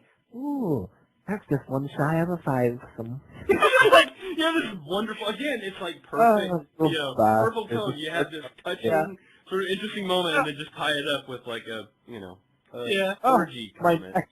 Whiplash. Yeah. Now I don't. The Bane at Carnival is really kind of interesting. Bane at Date is really interesting. Talk about a fish out of water. They've been to this is the woman that he was introduced to a couple of issues ago, and they didn't go so well. Yeah. But at Scandal's insistence, because what the hell, they know where they're going now, so it's enjoy as much out of life as you can. You're going on a date with this woman, and so they've gone to the ballet of all places, which they did not enjoy. And now they've gone to Carnival, which Bane says, this place is holding me. It smells of death. And urine. That is an excellent first date line. I'm going to make sure that I try to slide that line in when I'm on a date with Amanda sometime. I'll just be like, this place smells of death and urine. No, like how she asked, what should I call you? Just Bane? It's like, Mr. Bane is fine. Yeah, Mr. Specifically Mr. Bane. Mr. Bane. And then she tries to offer him her caramel apple, and she says, you just bite it. And he bites the whole thing and the stick. It's like stick and all. If there are rules to this cuisine, you should explain them first. Oh my God. But there is an interesting bit where he sort of recounts some of his past. Like she asked him, like, who are you now or whatever, and he goes into the whole story about breaking Batman and his mother and where he. Yeah, the prison and him being brought up, and then his desire to break the bat, and but he did. I mean, this is a guy that achieves his goals. He's a go-getter. He was beaten. I snapped his spine over my knee in a joyful sound that I have dreamt of every night since. He says with a big grin on his face. Oh, that is the best. I mean, because it is that thing that's like, it is interesting to hear because the breaking of the bat is the thing that sort of has defined Bane, and it's interesting that the character is okay with identifying with that. Like, that is his thing. It's like, you know. He's come so far beyond it now as a character, but every just once in a while you're reminded that, that was what I did. I am that guy. Yes, I will sign your thing because I am the dude that broke that. The girl says, he got better, right? Yeah. Yes, he got better. And I got worse. Yeah, that's great. Yeah, that is probably, and that is an interesting line behind that. I got worse. He's so, God, Bane. Would you ever have thought Bane would be an interesting character? Really? Totally. I mean, Not beyond the breaking of the bat. Not beyond. Beyond breaking his back, but yeah, now. He was Batman's doomsday, He was created to do that one thing, but now it's like this and that. It's like this had better be the Bane we see in Dark Knight Rises. That would be great. So the only last bit of that is they basically get attempted to be mugged, and Bane actually saves the chick. Like he puts his hand in front of a knife, and that was awesome. Takes the knife through the hand and then stabs the guy in the head with it, which is amazing. Yeah. Tries to completely feign innocence. No, we were attacked. I reacted. Yeah. But you weren't mad until they came at me, she said. Until they came at you. Yes, I see now. And then they go, and then they go off to mate. So that's interesting. Yes. That's lots awesome. and lots of mating. And then the end of this, I don't even want to know what Bane is going to be like the next morning. Oh God! When Bane last got any nasty, he's going to come out of it very differently. Yeah. Okay, hopefully he'll be like singing some sort of just really awkward Oh, song. just come in singing in the rain. We're looking at each other, Catman and Deadshot, and they're like, somebody got some last night, and then he goes, yes, I did. Lots of mating. An awkward conversation with Catman and Deadshot. That'll be interesting. Oh, wow. The fascinating bit is this last page, though, where Jeanette Exactly, we were speculating. Yeah, I mean, Jeanette comes in to have this conversation with Scandal, and she mentions that Scandal's going to have to, make a choice between these two women because, both Knockout and her friend, her girlfriend from the strip club are recovering. And the implication at the end of this is that she uses as a tool to decide having a go with Jeanette. I mean, is this... That's sort of my implication at the end of this, based on something that Jeanette says in the sort of flow of the conversation, but I may be wrong on that point. I don't know about that. She's just telling her that she's not going to have to choose. The implication is that she's not going to have to choose. There's no point in choosing between Scandal or Leanna because, what the fuck does it matter? They're going to hell, Yeah, you want to live a polygamous lifestyle, go right ahead. I kind of got that from it, yeah. I didn't really get the what you were saying with I don't think Jeanette. they're going to try it on. Yeah, I would be surprised if that happened in the next issue. No. Yeah, and that's why I don't know. I wouldn't be surprised if that's what happens here, but it seems a little neat. I think we're like getting a piece of your psyche here. Yeah. No, I'm not pulling that out of thin air, nor am I pulling it out of my fantasy. I am basing it on the conversation that's had. Okay. So, I don't know if we ever really had any indication that Jeanette I haven't seen the it. Velvet Cup. No, because she's with Deadshot. Well, I don't know if she's still with Deadshot or not. I don't know. They have about as fucked up a relationship as anybody does in secret. exactly. Yeah. Yeah, I don't know if we've ever had any overt statements on Jeanette's leanings. It's the 21st I century. feel like it's all sort of, it's the it's all a 21st big century, but Scandal's the one sitting here saying, well, I'm going to have to choose. So, if even if Jeanette is trying to imply something, I get the feeling Scandal will just shove her away and close the door. I don't know. I'm just saying that that's what I would think based on other things that have happened in the issue. So, anyway. But the end is near. Oh dear. God! And that's the thing that makes me wonder if this is, Oh it seems God, like no. this is creating towards a finale, but Oh God, no! If you're listening, Gilsman, please don't. I know love that this you've already got the first several issues of your next comic written and everything else, but please just go back in time and make it be not. make it not.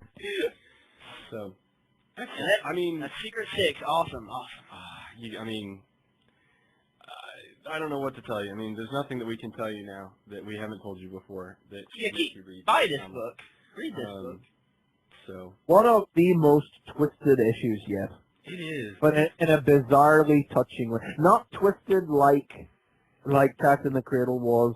Not twist and like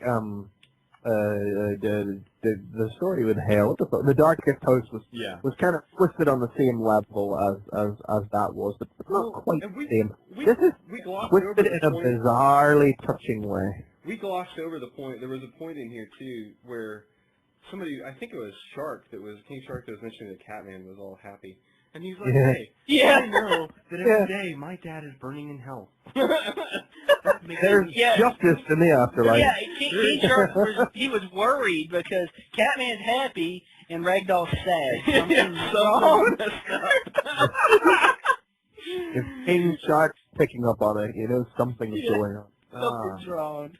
So, awesome. Okay, well, on to me then. Okay, again, this is like the Bizarro review. This is the McFeely edition, isn't it? I'm going to be reviewing Avengers Academy. You heard that correctly.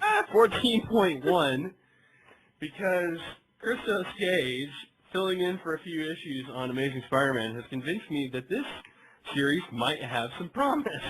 And I'm not disappointed.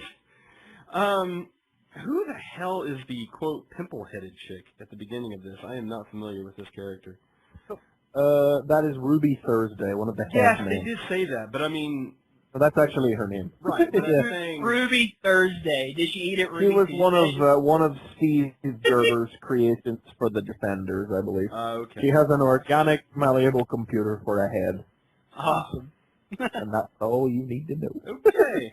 So we open up, apparently there was a breakout or something, and they have sent the Academy kids to take down Ruby Thursday. There's an interesting moment which I assume refers to something else where Metal sort of punches the head off and he's afraid that he's killed her. Yeah. At first he sort of seems excited, and then he sort of like regrets that for a second, but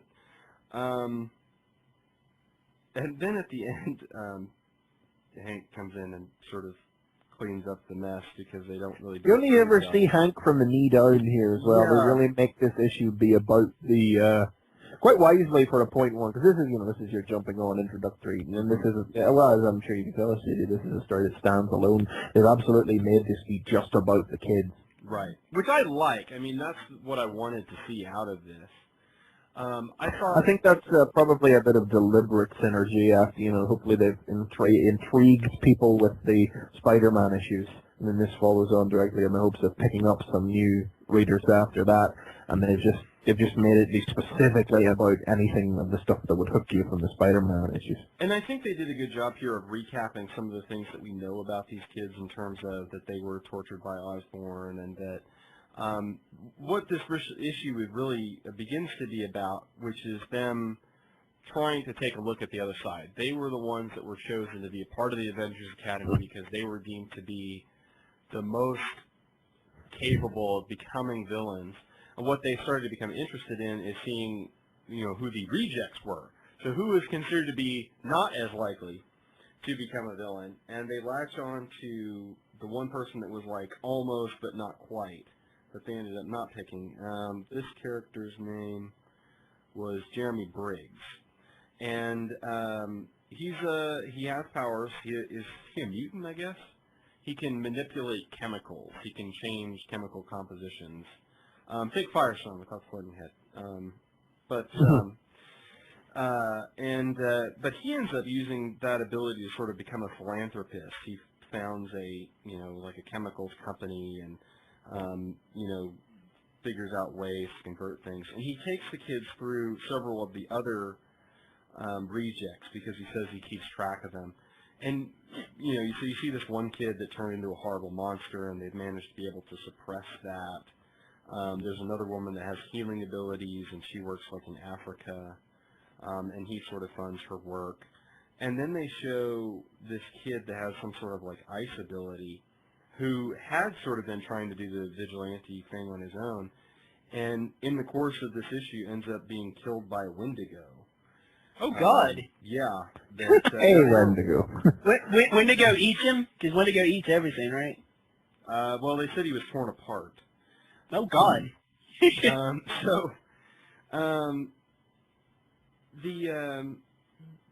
a subtle thing that I noticed throughout this issue, though, is that when they're in Briggs' office, if you pay attention to the background, that's why I love good art and good like stuff like that.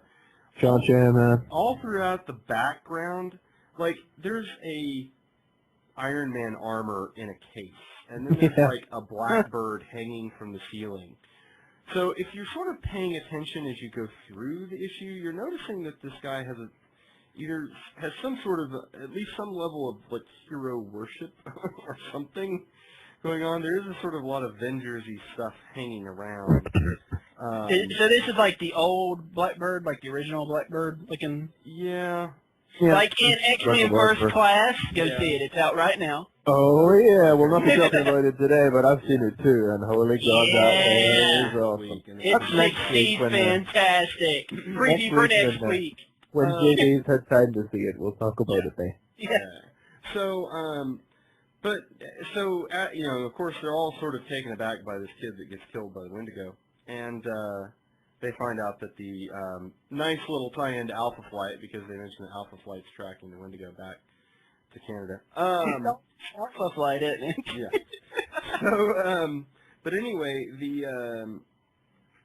for a while now, it's apparent that Finesse had been picking up that he wasn't being completely honest, and she exposes both him and the rest of the group to the fact that he sort of manipulated things that he was showing them, to sort of make it seem like, one, for example, like Metal and Hazmat, like that they should have been healed by now, instead of being kept as, kept in their current forms, and that, really a civilian life is the way to go versus being heroes. And there is a little bit in this issue, at least the veil of it being about, tights and things are the thing of the past. Like, that's the old way of doing things, making money, using that to reinvest in clean energy or whatever. That's the real way to go. This character seems to have, not in terms of execution, but in essence, a little bit of the from Watchmen, the Ozymandias sort of like just this flavor of Ozymandias in there, but of course, once he's exposed to the group, he tries to sort of play that off, and they have none of that. And of course, a huge fight breaks out, which he is badass. He pretty much smokes it. Turns all the air in Hazmat's suit to carbon dioxide. So they lose Metal because he has to take her outside to get her mask off. He turns Vale into like a liquid form, blows all kinds of things up, turns all the air in reptiles' lungs to water, and then his security force shows up. I mean, he basically just kicks their asses. He just kicks their asses. And I think it's interesting. I think it's, in terms of the long-term effects, it definitely seems like this character could be like a potential larger villain for them. Yeah, I don't know. Hard to say. If nothing else, I think it's, I don't know, I think it's either way. I think in some senses, I think it more proves the point that Avengers Academy is trying to make. The entire concept of the Avengers Academy was to take these borderline kids in, put them in an environment where they can learn to be heroes instead of villains, rather than sending them out in the wild. Because I think the implication is that obviously this Briggs character has some villainous. Definitely. He's basically Lex Luthor. Yeah. He's out to make the world better for his own personal aggrandization. Yeah, and so I'm wondering if this kid should have been in the academy. You know, maybe they made a bit of a mistake, but I mean, solid issue. I like that they drew attention to the fact that you know, that some of the characters don't really feel like they belong. You know. Mm-hmm. Yeah, they definitely. I mean, like I said, I think it. And then this is one that takes us and shows you how some. This is kind of the illustration. I mean, I've drawn attention to a couple of times over the course of the thing about how Vale doesn't seem like she really turns to a villain, and how then there were some really grey moral choices that she made over the course of the thing that really convinced it. And Stryker's a complete. Hang on, who was the other one they said they weren't sure about? They said they were, hang on, flipping back. Where are we? So choose me and you, and Reptile is another weird one. Yeah, I don't quite know.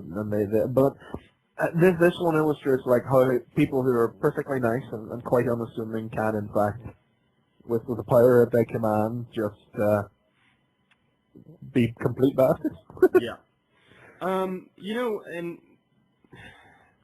I'm interested, and now I want to read the series because I feel like maybe the ultimate conclusion of this series is going to be that line drawn. Like at some point, this team is going to be cut in half, and one is going to go one way, and one is going to go the other.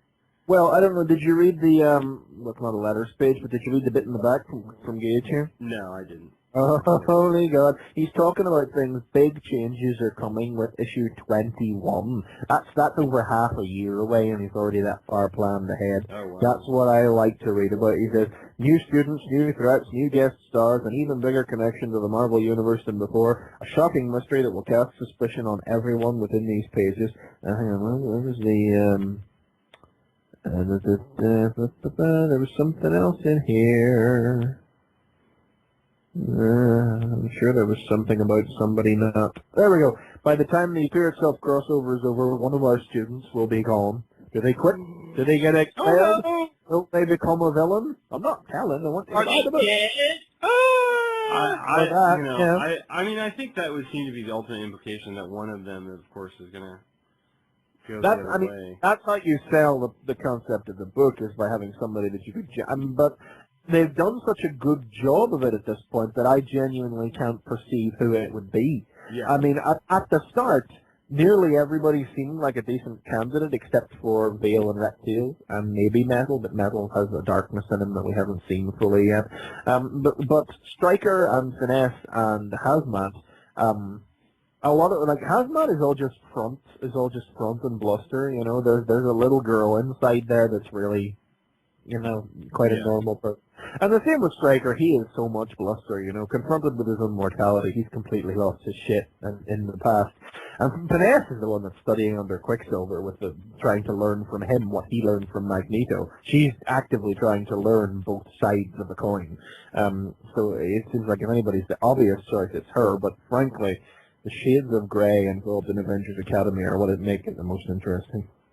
Yeah, I mean, this is well done. I mean, I like this. And like I said, I love when you're given things in the background that sort of point to other things, and, you know, it's just damn good stuff. Like that, That's what I was telling you before! I know, I'm probably going to be... okay, point one works. I'm going to probably be reading Avengers Academy now. Hooray! Yeah. So... Everyone out there take notes. All right. Anyway, Nick Feely, what do you got, sir? I got Shield! Volume 2, Issue 1. Ooh, yes, this is so not Issue 1, this is Issue 7. Don't you mean that's actually June 2011? There you go. Yeah, that will do. Yes, this is the first issue of the second volume, but it really is just Issue 7. It is the next issue after where we left off. Now you will recall when we last left our hero's situation, whatever. A war had erupted between the rival factions operating within S.H.I.E.L.D., led by Leonardo da Vinci who had brought a celestial child whose birth he had midwifed out of the sun to Earth, and Isaac Newton, immortal genius from beyond time who holds Nostradamus captive beneath the headquarters of S.H.I.E.L.D. in the immortal city beneath Rome, had finally gone to war, which was being watched over by Leonid, the newest inductee into S.H.I.E.L.D., who is in fact Newton's son by a deviant woman who's been raised by Nikola Tesla. You got me so far? Okay. I am breathlessly trying to keep up. And remind the listeners at home, Grant Morrison's not writing this comic. That's right, this is Jonathan Hickman. Into this conflict has strode Michelangelo, heavenly being, who has come to tell Leonid what must be done. Now, the war setting actually doesn't factor too much into this, except as the framing sequence. Because this issue is the one that starts to make S.H.I.E.L.D. make a dangerous amount of sense. Oh, God. Yes, in which it's primarily composed of a flashback to when Leonardo da Vinci originally tried to recruit Michelangelo into joining S.H.I.E.L.D. And essentially, we learn that, let's see, what is the best way? Michelangelo is Dr. Manhattan. Okay. Okay. Michelangelo does not perceive time linearly. Lovely. Oh, man. At some point in his life, timelines collapse on Michelangelo, and he perceives all time as one. And he has been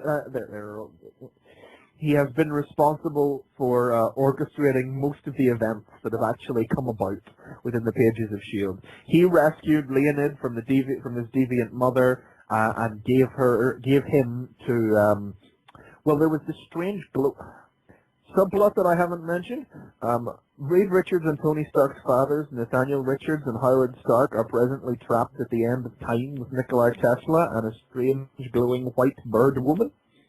And in this issue, we discover that the bird woman was a creature that Leonid brought to life with the incredible power in his body. The caption identifies the location as the sinkhole, Bendy Time. Okay. All right. None of this. This should not be number one. Okay. What the hell? You know? The issue does have a selection of profiles in the back to bring you up to speed. Who cares? Remember when we mentioned at the beginning of this show that Marvel puts out a number one about every 6 months or so in the series? The number doesn't matter. I'm not making that shit up, people. Okay. Isaac Newton with a lightsaber. Oh my God. Actually, I don't think it's so much a lightsaber as it is a fencing rapier that is like magnetically drawn together from components hidden in his clothes by a legal department, Sam. Yes. Well, in the next panel, it appears to be a solid rapier rather than a lightsaber. So I think that's just all of the bits being pulled together. But yeah, so it turns out Michelangelo, basically, this shows us Michelangelo through all the different time periods he has been in. Watching Isaac Newton as he murders Galileo in order to take over control of S.H.I.E.L.D. from him, having Leonardo build the Forbidden City, the Forgotten City, and create the key, which Leonid is given by the Night Machine, which unlocks the seeing place into, and then turns out that he told Nostradamus that Nostradamus is prison city by Newton, and Nostradamus consented to allow it to happen, and then there was time. Can we replace my video with the scene from Scanners? Because that's what just happened. Yeah, like... You know, what I've said about S.H.I.E.L.D. before is, how long do you give a comic before it starts making sense? Turns out it's 6 issues! Yeah! Alright. To be fair, it's not like we actually know what anybody's actively striving to do here yet, but the chain of events which has brought things to their current position is now completely laid out in front of us. We know why everybody is where they were and how all of this scenario came to be. What we need to find out now is what the human machine is, which was, let me see, how did that, Michelangelo, wait. Flipping back and forth because this comic doesn't occur in a linear order. I'm trying to figure out. So you need to be Michelangelo in order to understand it, right?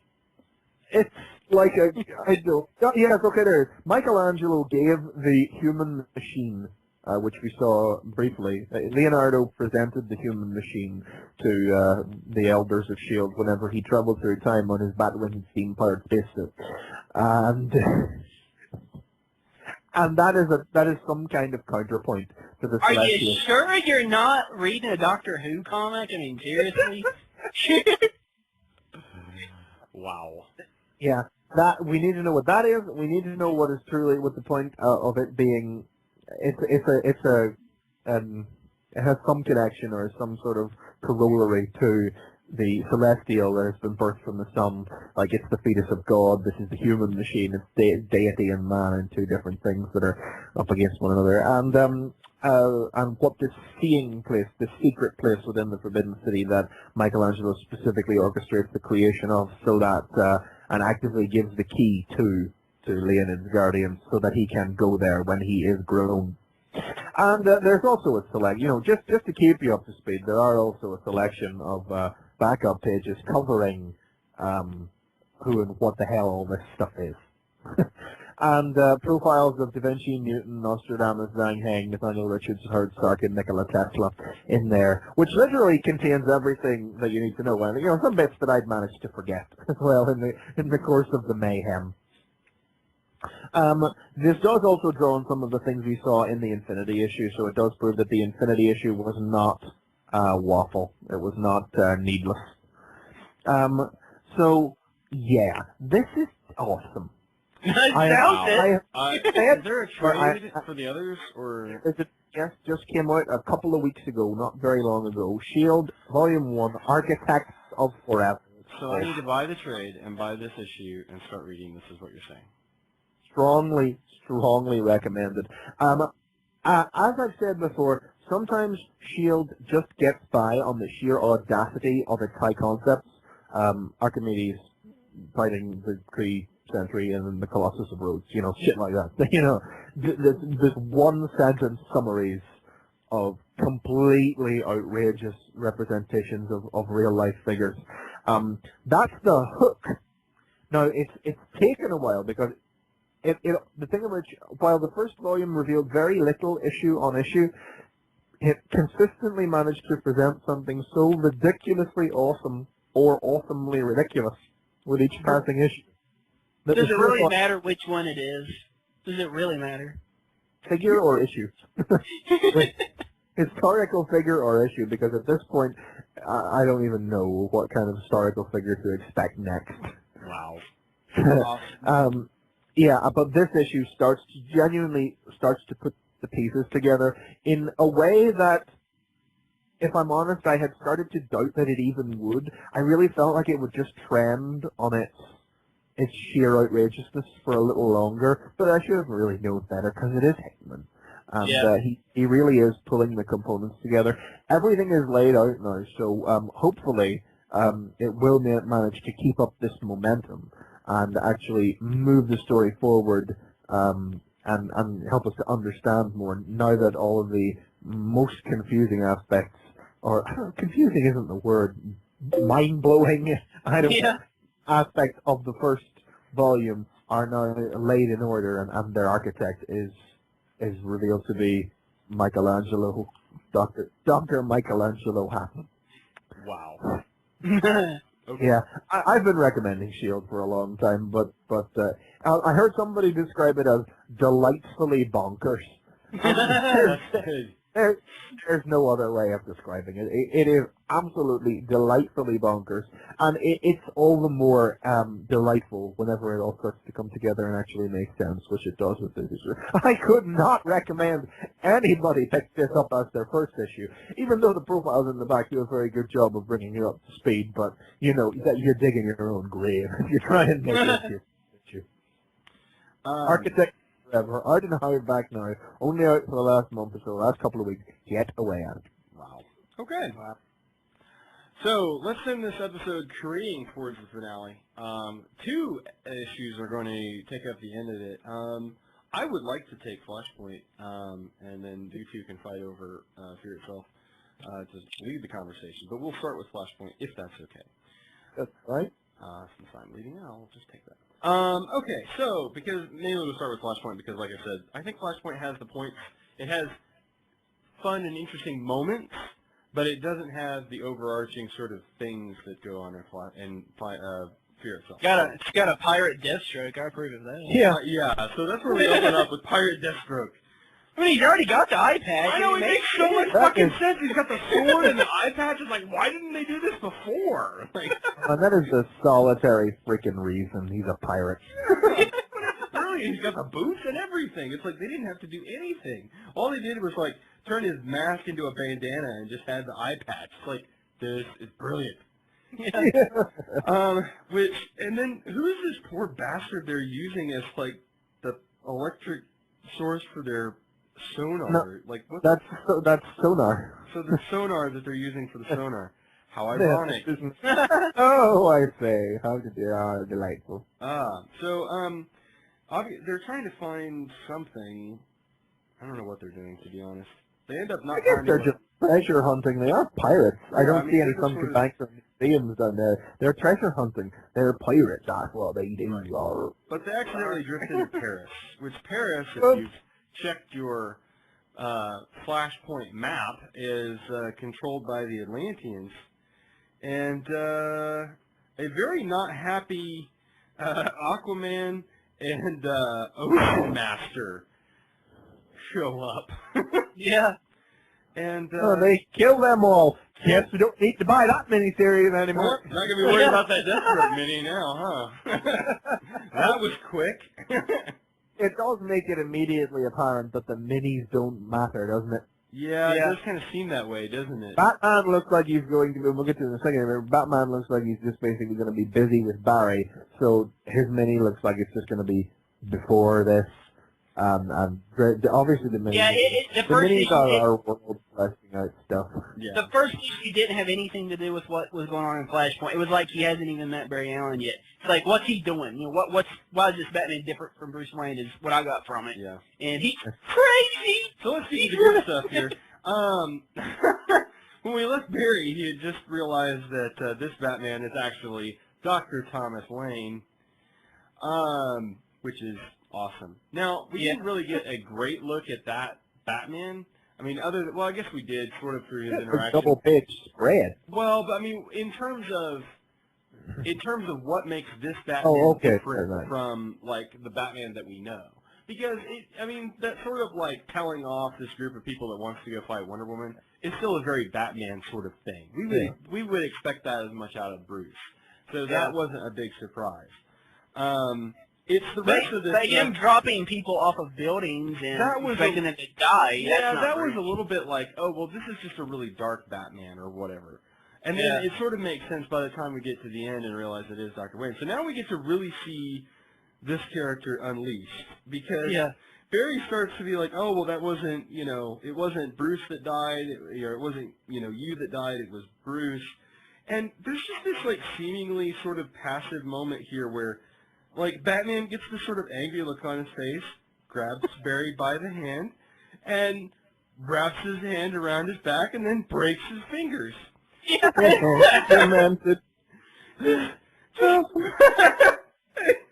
like, you almost broke my arm, you broke my fingers. And he's like, I'm going to break every bone in your body. Yeah, you are.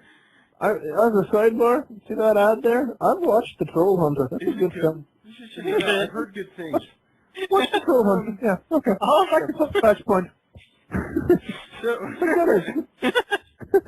So Barry tries to explain... I didn't even notice that advert when I read the comic originally. I've only noticed it now. So Barry tries to explain who he is by explaining who he was in an alternate timeline, which doesn't... that's so awesome. Oh, yeah, that'll do the job, yeah. Yeah.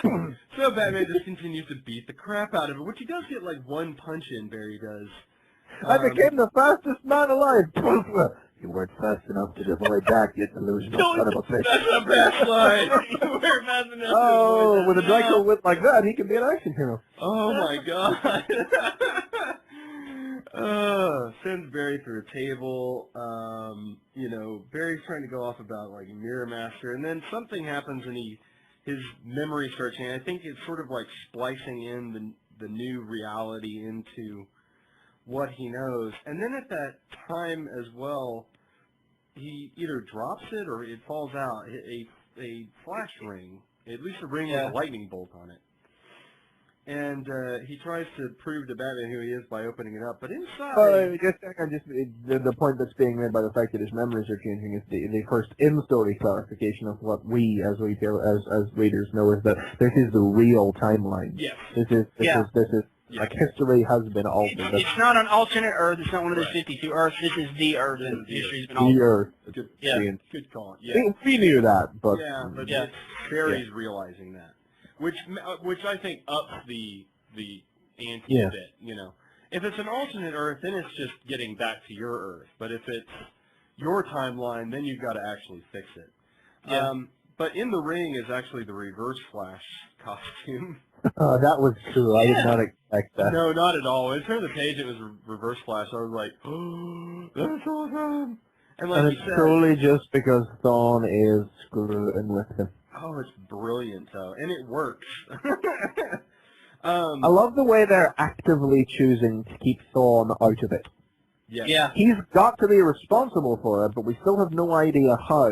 And it seems like it's a very conscious choice to keep him out of the comic and just on the fringes of the thing. And it's letting Flashpoint be its own world and story before they have to start worrying about the baddie. Now, here's the really fucked up bit about this. Batman becomes our POV character. Yeah. Which is really messed up if you think about it. Yeah. POV or our exposition rebounding board. Yeah, but it's like, because it's like that's the character we end up identifying with because, like he mentions, the Reverse Flash, it belongs to Eobard Thawne, and he's like, what kind of name is Eobard? Exactly. What is it? But he sort of explains that he's a Reverse Flash, and he's like, well, why would his uniform be in the ring, and how did it fit in there? It's like, exactly. Compressed molecules, that doesn't make sense. What the hell? I love this Batman. This should be Batman. They should just continue. There's a mini-series out about him now, I believe.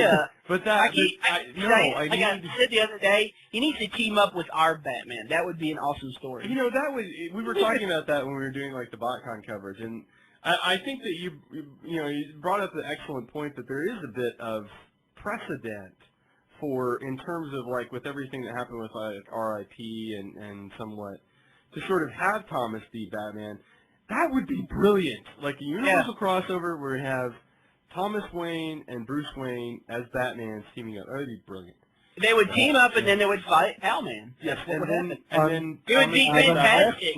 And then Thomas Wayne would sacrifice himself for whatever. But anyway, so... Oh, God, that'd be... Hey, damn, somebody needs to write that. I know, isn't it brilliant? Exactly. I hope someone can keep That's a these hell of a lot of lines. sense, I know.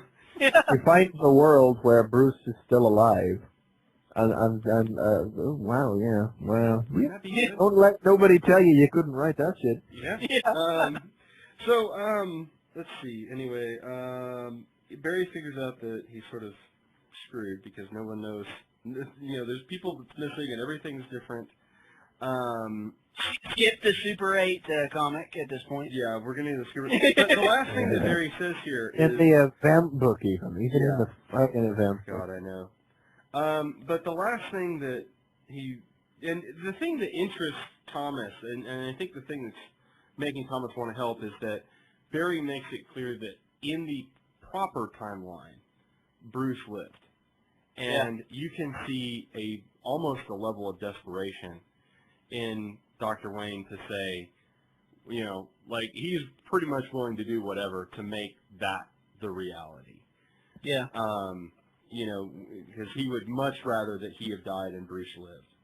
And I like that because as much as we talk about, and we will see that how badass this character is, you can see that little bit of, I mean, how that torment has affected the father. As tormented as it was for Bruce to have been the one that lived, it has fucked up Thomas. Totally. Yeah. So that's the great tragedy, you know. Just a quick note about Thomas, real quick. In the actual comic, it actually starts with him having to have a psychiatrist and make sure that he's not crazy, so he can continue to run the casino. Oh my God. Yeah, and he basically just tells her to just do it and get the hell out, and she does. Nice. You know? Jump the fallen bitch. So the last thing that Barry says here before a little bit of break is that he's going to need his speed. And you're like, all right, Barry's going to get his speed back. Well, I've seen the cover, so I Yeah. know where that's going. Yeah, Florida. So, Meanwhile, in London. so back on the ranch, meanwhile, elsewhere, we see a soldier sort of fighting his way through Amazons and gets trapped by this universe's, or this timeline's, I guess, Wonder Woman. And we find out it's actually Steve Trevor. Steve Trevor. That's Steve Trevor. And we find out that Lois, I guess, is undercover with the Amazons, is sort of the implication, maybe. Well, we knew Lois was already because Lois is in the Resistance. We know Lois is in England somewhere. Yeah. So she seems to be fighting the Amazons. I mean, that's the breadth of what we learn out of this sequence, and that Wonder Woman's badass. She looks a lot like Barda. It's Barda-esque. I mean, I can see where you would say that, but I don't know. I've seen so many of the images in the solicits for so long, I didn't really think that. So, I mean, I knew it was Wonder Woman based on all the other images and stuff I've seen. Yeah. I mean, frankly, the nighttime setting plus the light of the golden lasso kind of makes her look not that much like those solicit images anyway. Yeah, I guess so. That's true. So, anyway, and then the implication here would seem to be at the end that they kill him. Or at least chop his knackers off, because that's apparently what they've done with all the other men in the UK. God. Anyway, that's so bullshit. Anyway, okay. Okay, so, again, we're back to GD, Batman, and Barry. I mentioned before, Barry Allen, the dumbest man alive. Barry's plan is to stack up a bunch of chemicals next to an electric chair, plug himself into the electric chair, extend a lightning rod during a thunderstorm, allow the lightning to run through his body while he's doused in chemicals to give him his powers. Now, mind you, Batman thinks this is a dumb fucking idea. Well, it worked once. Yeah, Batman's like, yeah. You're crazy. It worked twice, actually. Wally West got his powers that way. What could possibly go wrong? So Barry basically is like, look, this is the only thing I know to do. Just turn it on. So they extend the pole, and they wait, and they wait, and before you know it, lightning strikes. But here's the interesting thing. The lightning strikes, but there's two things that happen in every panel that you see with the Flash getting his powers. It's the lightning bolt and the sound effect. You have to have like the crack-a-boom thing with it. And this is just lightning. This is not the crack-a-boom. You're being invested with the Speed Force. This is like Wait, hold on. The crack-a-boom is there. Look close, it's in the background. Yeah, it's in the background. Oh, it is in the background, isn't it? But it's not crack-a-boom. It is crack-a-boom. Anyway. Okay, but it's not prominent. Huh? Craboom. Kaboom. I believe it. Craboom. Yeah, Kraboom. It's not the same lightning, I'm guessing. But anyway. So we see the lightning strike. Barry's doused in chemicals. He lights on fire. Batman puts him out with his cape. And the last panel is a sort of smoldering, lightly cooked Barry Allen. For the love of God. I probably shouldn't have, but I just turned the page and laughed. I laughed. Oh my God. It was like, what an idiot. Okay, so Barry Allen becomes the dead man of the Flashpoint universe, right? he didn't mean to get dead man's powers, but I think he's got them now. I mean, that's the thing. It's like, I think the brilliant piece of this is like, if you tell anybody, it goes back to like all the radioactive stuff out of like Marvel in the 60s. Like everybody got their powers by being exposed to radiation. You know, the sense of this is like, I want to turn into a Hulk, so I'm going to go to like, you know, Japan, and I'm going to run into the middle of one of those nuclear reactors and get my body charged up with radiation. Well, you know what's going to happen? You're going to fucking die. All right? If you That douse happens yourself, to somebody. if you douse That yourself, happens in that yeah. comic. But if you douse yourself in chemicals and get struck by lightning, the odds are good that you're going to die. And if Barry's not dead, which I assume he's not, he's at least not going to be feeling well for just a little while. He might have speed and he might heal fast. Yeah, maybe. I don't know. I don't know where they're going with this, but I'm definitely intrigued because I think it's, like I said, it's just that brilliant moment where it's just like, don't try this at home, kids. It's like, this is the don't try this at home moment. Because it's like, you know, that's a 1 in a million thing, to have that happen to you and not become a smoldering pile of death. So like I said, that's Flashpoint. Like I said, I wouldn't say any major revelations out of this issue. I mean, we knew that Thawne was behind this.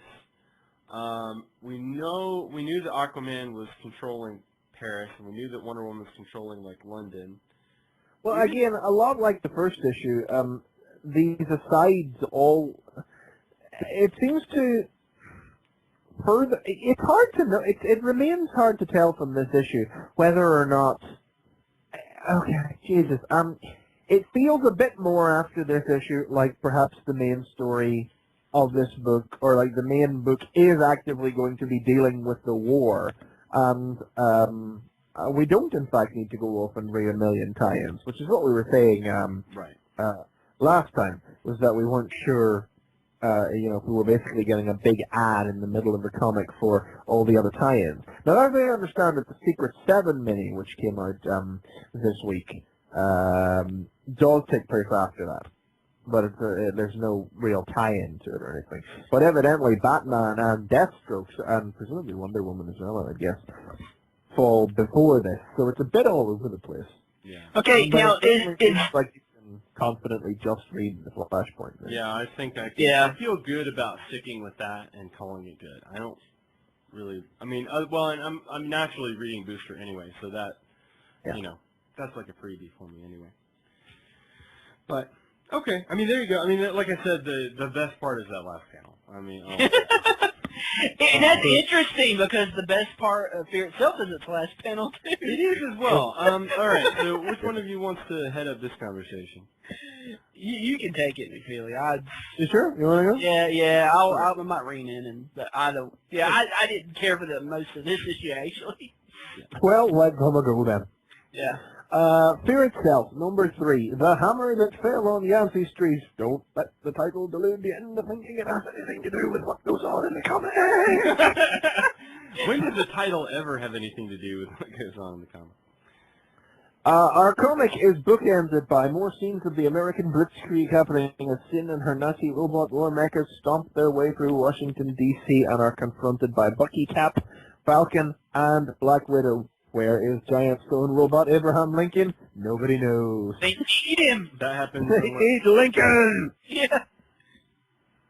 What else goes on here? Well, that's a thing that happened. And then Loki is tricking his way into Thor's prison cell with drugged food and a honeyed tongue, as is always. Yeah. Well, back on Earth, the Absorbing Man has evidently gotten his hammer somewhere between issues 2 and 3 of this comic. I believe that was in Iron Man 2.0. Yeah. That's the first bit that we hit. I'm not sure what to feel about that, because the last issue was all about look at the hammers, look at the hammers. You want a hammer, get a hammer away. And now it was all about going, look at all the people getting all the hammers. And now somebody's got a hammer somewhere else. Now, it kind of comes down to we'll talk about it more at the very end, but it kind of comes down to the core difference between this and Flashpoint. I mean, it's not like you can fault the comic. It actively says on the last page of each issue, it's like Secret Wars 2. Follow these aspects of the story into these 3 comics next time. If you don't, you'll be sad. Follow the Avengers battle with the Hulk. In this issue, it's follow. Well, no, I shall not read that out yet because we need to get through the rest of the comic. But yeah. So I wish there was a better way I could do. People fight people with hammers. Yeah, I mean, there's just a lot of people fighting a lot of people with hammers. I mean.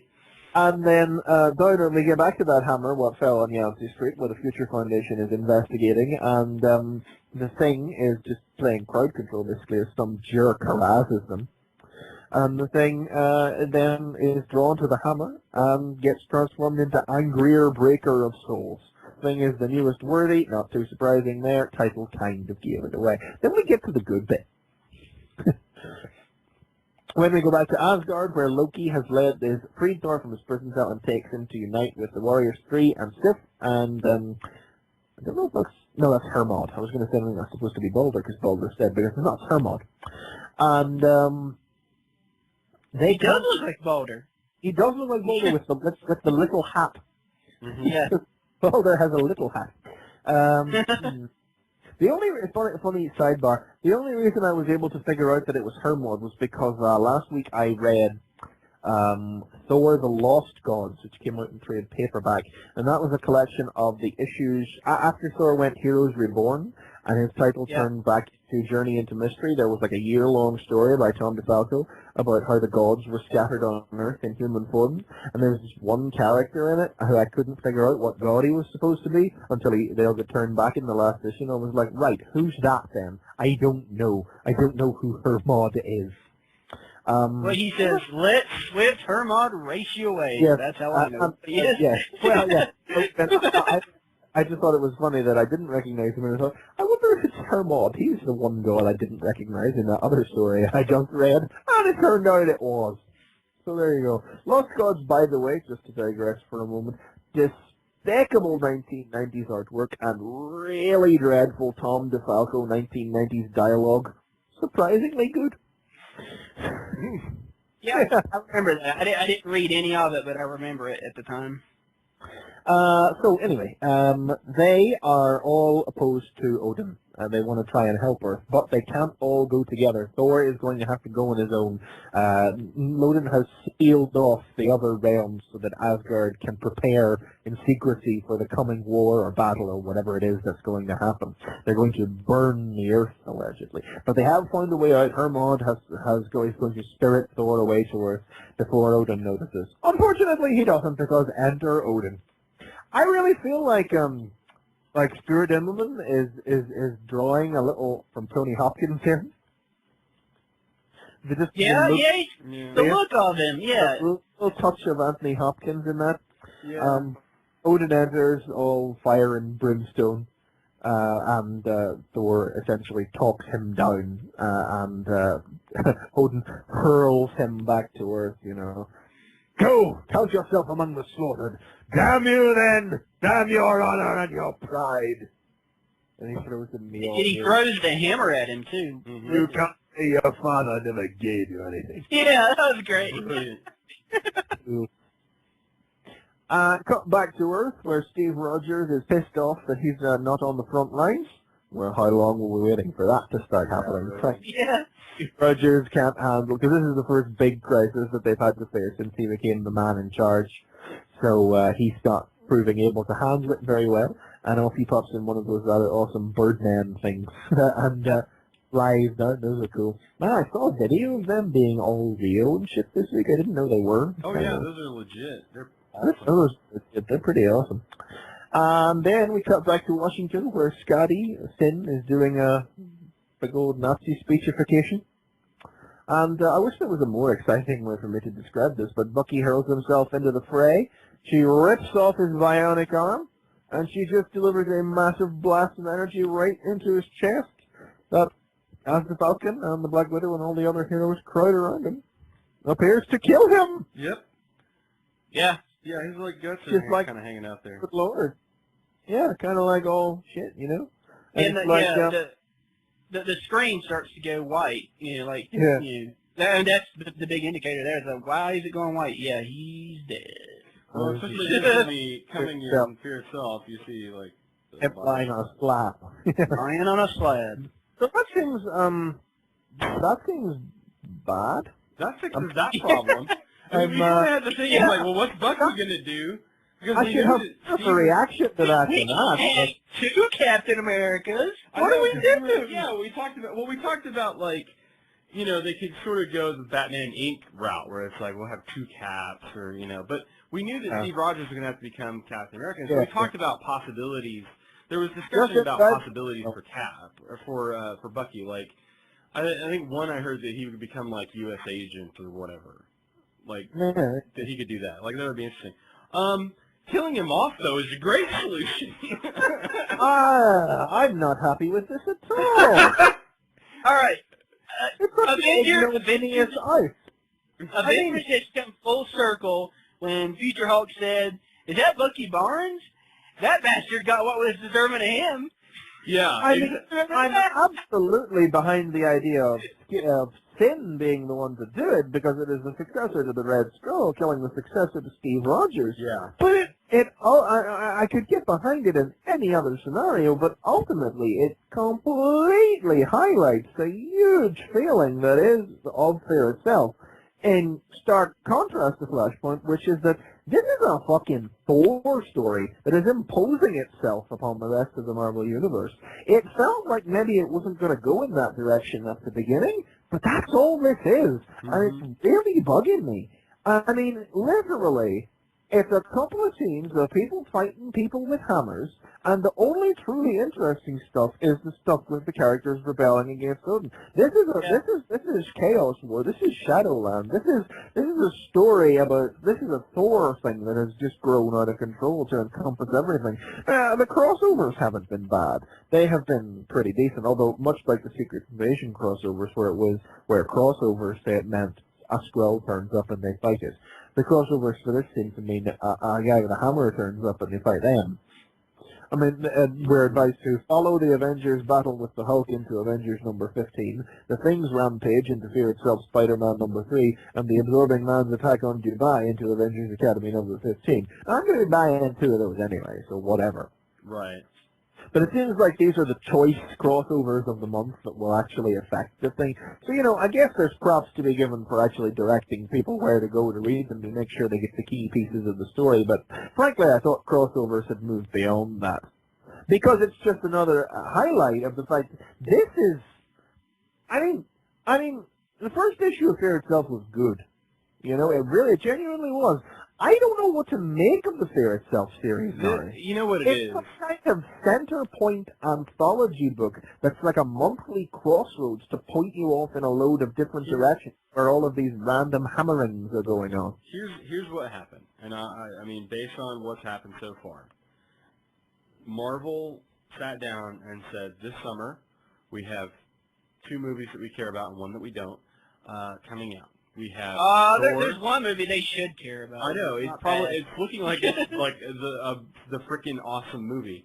There's an X-Men event this year too. Yeah. Yeah, but Marvel said the 2 movies that we're that our dicks are growing about is Thor and Captain America. How do we put these 2 things together at an event at the same time to make this work? And this is what they came up with. You put Nazis and you put enemies of Thor together, and this is what you come up with. You come up with Fear Itself. It's called Fear Itself, which is very much tied to that World War II concept in terms of, fighting the Nazis and all of those kinds of things. But yet, in terms of it's Nazis with sort of ancient Nordic hammers and powers and things. And but it's not even a Captain America story. I mean, yes, it is now. Sin is in. I mean, it may turn into something later on, but I mean, I wish I had something more to say about the death of Bucky, but it's an event that doesn't feel like it. I feel it feels wrong to me that Matt Fraction was allowed to kill this character. You don't feel like they've been building to this. It's like out of nowhere. This is just something that's come out of nowhere. Brubaker has meticulously, in his work on Captain America, it's all been part of a larger story, and I can't imagine that Sin gets the power of a Norse god, and in a tie-in book that I don't like, kills the star of my comic. Yeah. I don't imagine that was part of his plan, I've not been reading a lot of the Bucky Cap. I've got the Captain America comic I've been buying. I've not really been reading it because Steve Rogers he's not bought it. He's not in it, and so I would be pissed off if okay, I've read all this stuff with Bucky Cap, and then he just not even building to it, and he just dies at the end of Fear Itself. I'd be pissed off. But you know what? I'm pretty joyous about this. I'm actually pretty happy that something's happening. Looks like Steve Rogers is coming back. But that's the thing. It's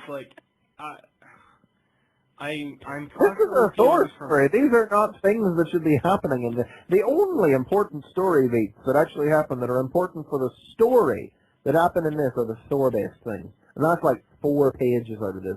Whereas the rest of it is genuinely a montage of fighting people with hammers. It's eventually killing but the most important part is killing off Bucky. And again, this has nothing to the important piece is now we've killed off Bucky. Now Steve Rogers can come back as Captain America just in time for the Captain America release. And that's I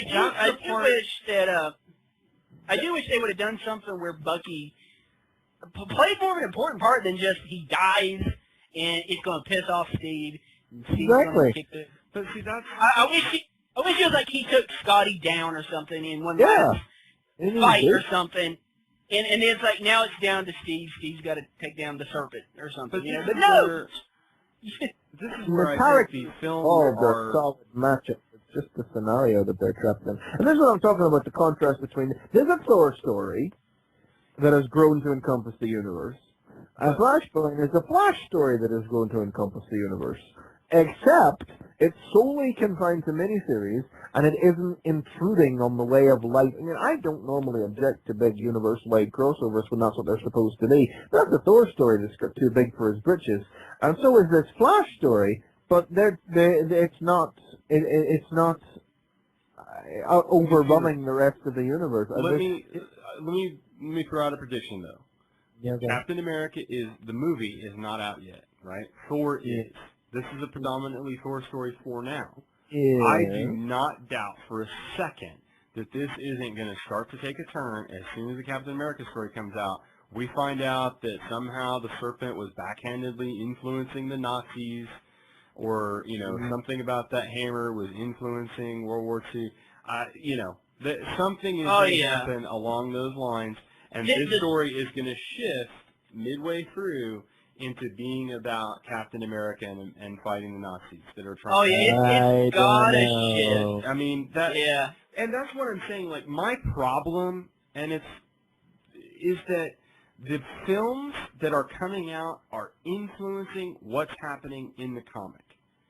They're going through a lot of effort to push these things back into what we're seeing, what we want to see on screen. They brought Odin back. Why do you think they brought Odin back?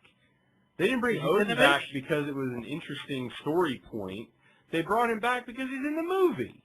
Yeah. I don't know. To be honest, I think that might have been maybe more of Matt Fraction's personal. I'm not too sure that I doubt it. I mean, I'm just maybe I'm cynical. Maybe I'm cynical. I'm willing to admit that it's possible that I'm cynical. But everything that's happening, this storyline has nothing to do but Norse gods and Nazis. I mean, how is that not? Norse gods and Nazis, that actually sounds pretty good. It does sound kind of awesome, but that's just the crossover. That's the title for itself. Yeah. But I mean, that's what they're trying to do. They're really, I think they sat down in a room and said, how do we make a Thor and a Captain America story into a big crossover to coincide with the movies? Well, it remains to be seen, but right now that could have been anybody who got that hammer. The fact that it's Sin and the fact that those robots happen to have swastikas on them contributes nothing to the actual story that we're now halfway through. Yeah. We'll see. That's what I'm saying. But, we're not to the Captain America it's the fact that it's just a Captain America movie because the bodies have swastikas on them This still feels a hell of a lot more. I mean, this is being written by the guy that writes Thor. This is a Thor story thus far, and yet the fucking Thor comic didn't even tie it in with it. What the fuck's up with that? No. I don't know. Anyway, so Bucky's dead. I don't care personally. I'm glad it's not Kyle Rayner. And oh, just you wait. So, well, I'm unsatisfied. Not through any deep personal connection to Bucky, but just through the way he went out in a story where it wasn't his story. It wasn't a comic about him. There was no. It's not quite to that level, but it's very Ryan Choi-esque. It's very much like, by the way, we have to kill this character. So that, by the way, Bucky's dead. Huh? Right. So yeah. Spirit itself is letting me down after a strong start. Yeah. Even though that Hitler on that Hitler meme said that he was going to start reading Fear itself. Yeah, Hitler would be too impressed when he checks that one out. That was the humorous bit of that, but if you haven't seen the current Hitler meme, which is way overused, I'm willing to do it right now. Did the DC reboot. Yeah, but they did it about the DC reboot, which is kind of funny. Especially about putting a cape on, what did they say? Put a cape on Jonah Hex and have him kill Superman. That was my favorite. I was like, I would read that. Finally, just wait for Steve Rogers to pick up that shield and say something like "America, yeah, Team America, fuck yeah," and then he's gone. We're gonna kill these Norse Nazis. Nyar. I all knew this was coming, but I don't think it had to. I anticipate seeing Scotty decapitated by an American shield. Yeah, I anticipate that's coming. I don't think there's any doubt that's going to happen. I think it'll have to. So, anyway, awesome. Well, hey. But Flashpoint, I think, came out on top for me. I think that Flashpoint was the more entertaining of the two. Like I said, I think that in terms of ramifications, I think the Bucky thing is going to color the rest of Fear itself, especially for Steve Rogers. And like I said, in my opinion, my guess as we move into this becoming a more Steve Rogers-centric story, when Captain America comes out. One of the things you can say about what's happening in Fear itself is that at least it will have ramifications. The thing about Flashpoint is, with all the news we've had this week, we know that what we're seeing here doesn't matter. But and the only thing I'll say about that is good stories are good stories, whether or not they ended up happening in continuity or not. Well, it kind of sounds like Flashpoint does matter if we're getting our reboot. Well, no, the events of Flashpoint aren't going to matter because Paris isn't going to stay shrunken or anything. Obviously, whatever happens at the end, time is going to go. This is an Elseworld story. This timeline will collapse. So I don't think we're really worried about that. But the sheer outrageousness of the last page in this one, I think it's probably designed to make you kind of laugh in a blackly comedic way with your tongue in your cheek. And Flashpoint, it's not intruding itself upon the rest of the universe. It's doing its own thing. The minis aren't even tied in, even for itself. Even though it's not intruding on the universe proper, it's not even imposing itself on the way the minis work. The minis are just there to explore the rest of the universe. It's remarkable as to just how completely polar opposite methods of doing a crossover these two crossovers are to be running concurrently like this. And I'm not impressed with that issue of Fear itself. Is Cap going to pick up Thor's hammer, you think? Well, he can. Yeah, we know he can, but is he going to, you think he's going to need it?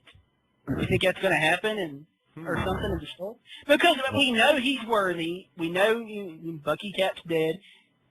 Steve Rogers' Cap's going to have to do something awesome. Well, that would turn it into a Captain America story at the very end when it's been a Thor story all along, so, that would just contribute to the mire that is the story thus far, because it would just further... Please let him have the hammer and the shield, please. I bet that's going to happen. These are not good things. This would not be a good thing if it happened. It would be a Thor moment where Hercules cleaves the Thor clone's head. It would have been awesome to look at, but then it's like, oh, wait a minute, the whole tone and central figure of this crossover just shifted to the demands of what's on in the cinema. I know it's not like me to be quite so grumpy and miserable about these, but I'm just not satisfied. Cynical McFeely here. Yeah, it's a rare enough sight, but there you go. Yeah. Wow. Well, we'll see. I mean, you know, this is issue 3 of 7 for the whole run, so we've got a little bit of time left. We're halfway through it nowadays. Yeah, but there's a lot of, I mean, like I said, there's 3 issues of other tie-ins, so it seems like there's 4 important issues a month. There's Fear Itself plus 3 others. I'll be checking out Academy now. Like, I don't know if I can truly claim that Fear Itself Spider-Man number 3 is going to be important in any way. Yeah. It's just where you can follow the thing into. Not FF number 1, goodness no, that'd make too much sense. Spirit Itself Spidey number 3, that's where you follow the thing into. So. Yep. Awesome. So hey, that's pretty much our show. Again, we do this live every Sunday at 4:30 Eastern and 9:30. Is that right? In the evening. In the evening. Yes, 9:30. 9:30 GMT. Okay, very good. 9:30 GMT. You can join us at tfradio.net/live. That's going to link you to the Ustream. We are also now broadcasting at Justin TV, so that's going to be www.justin.tv/tfradio. That broadcast is actually really nice, so I suggest checking that one out if you haven't looked at that as well. Also, you want to go to Comic News Comic News International for all of your comic book news, upcoming items, and we post this show here as well over there on Comic News so you can check that out. Is Nicole back next week? I think she's got one more week on. I guess it's next. I don't know. Well, BotCon's over now. I don't know. Yeah, BotCon is over. Again, check us out Wednesday night for TF Radio. That's broadcasting at 7:30 Eastern Time. We're going to be talking about all the news from BotCon, which is unfortunately not a lot. Just going to throw that out there. But, it looks like they're saving a lot for San Diego Comic-Con, which is awesome because that'll be on our show. So, that makes our coverage even better for that. Score! We win. So that'll be coming up pretty soon as well. So anyway, lots of cool stuff. Go to tfradio.net. Check out all the shows and stuff there. We got plenty of stuff. We will be back here next week to talk about all the latest news and comics. Hopefully not as much insanity as this week coming into next. It should be a lighter show, but we got Booster next week. Yay! And hopefully you'll have seen X-Men First Class by that time as well.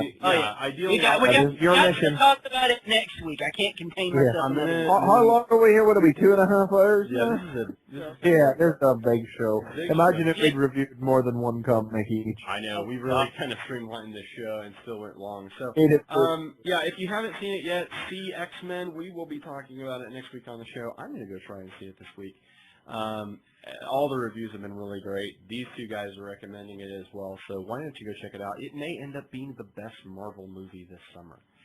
Please do well so we can get more 60s X-Men action. That is an awesome aspect. So anyway, again, thank you, gentlemen, for joining me. Thank you, all of you out there in land, whether you're listening to the show recorded or you're listening. Again, please retweet us. That's the best way to get more people listening to the show because we definitely want more people joining in to the awesome that is Fanboy Versus. So again, please tune in next time.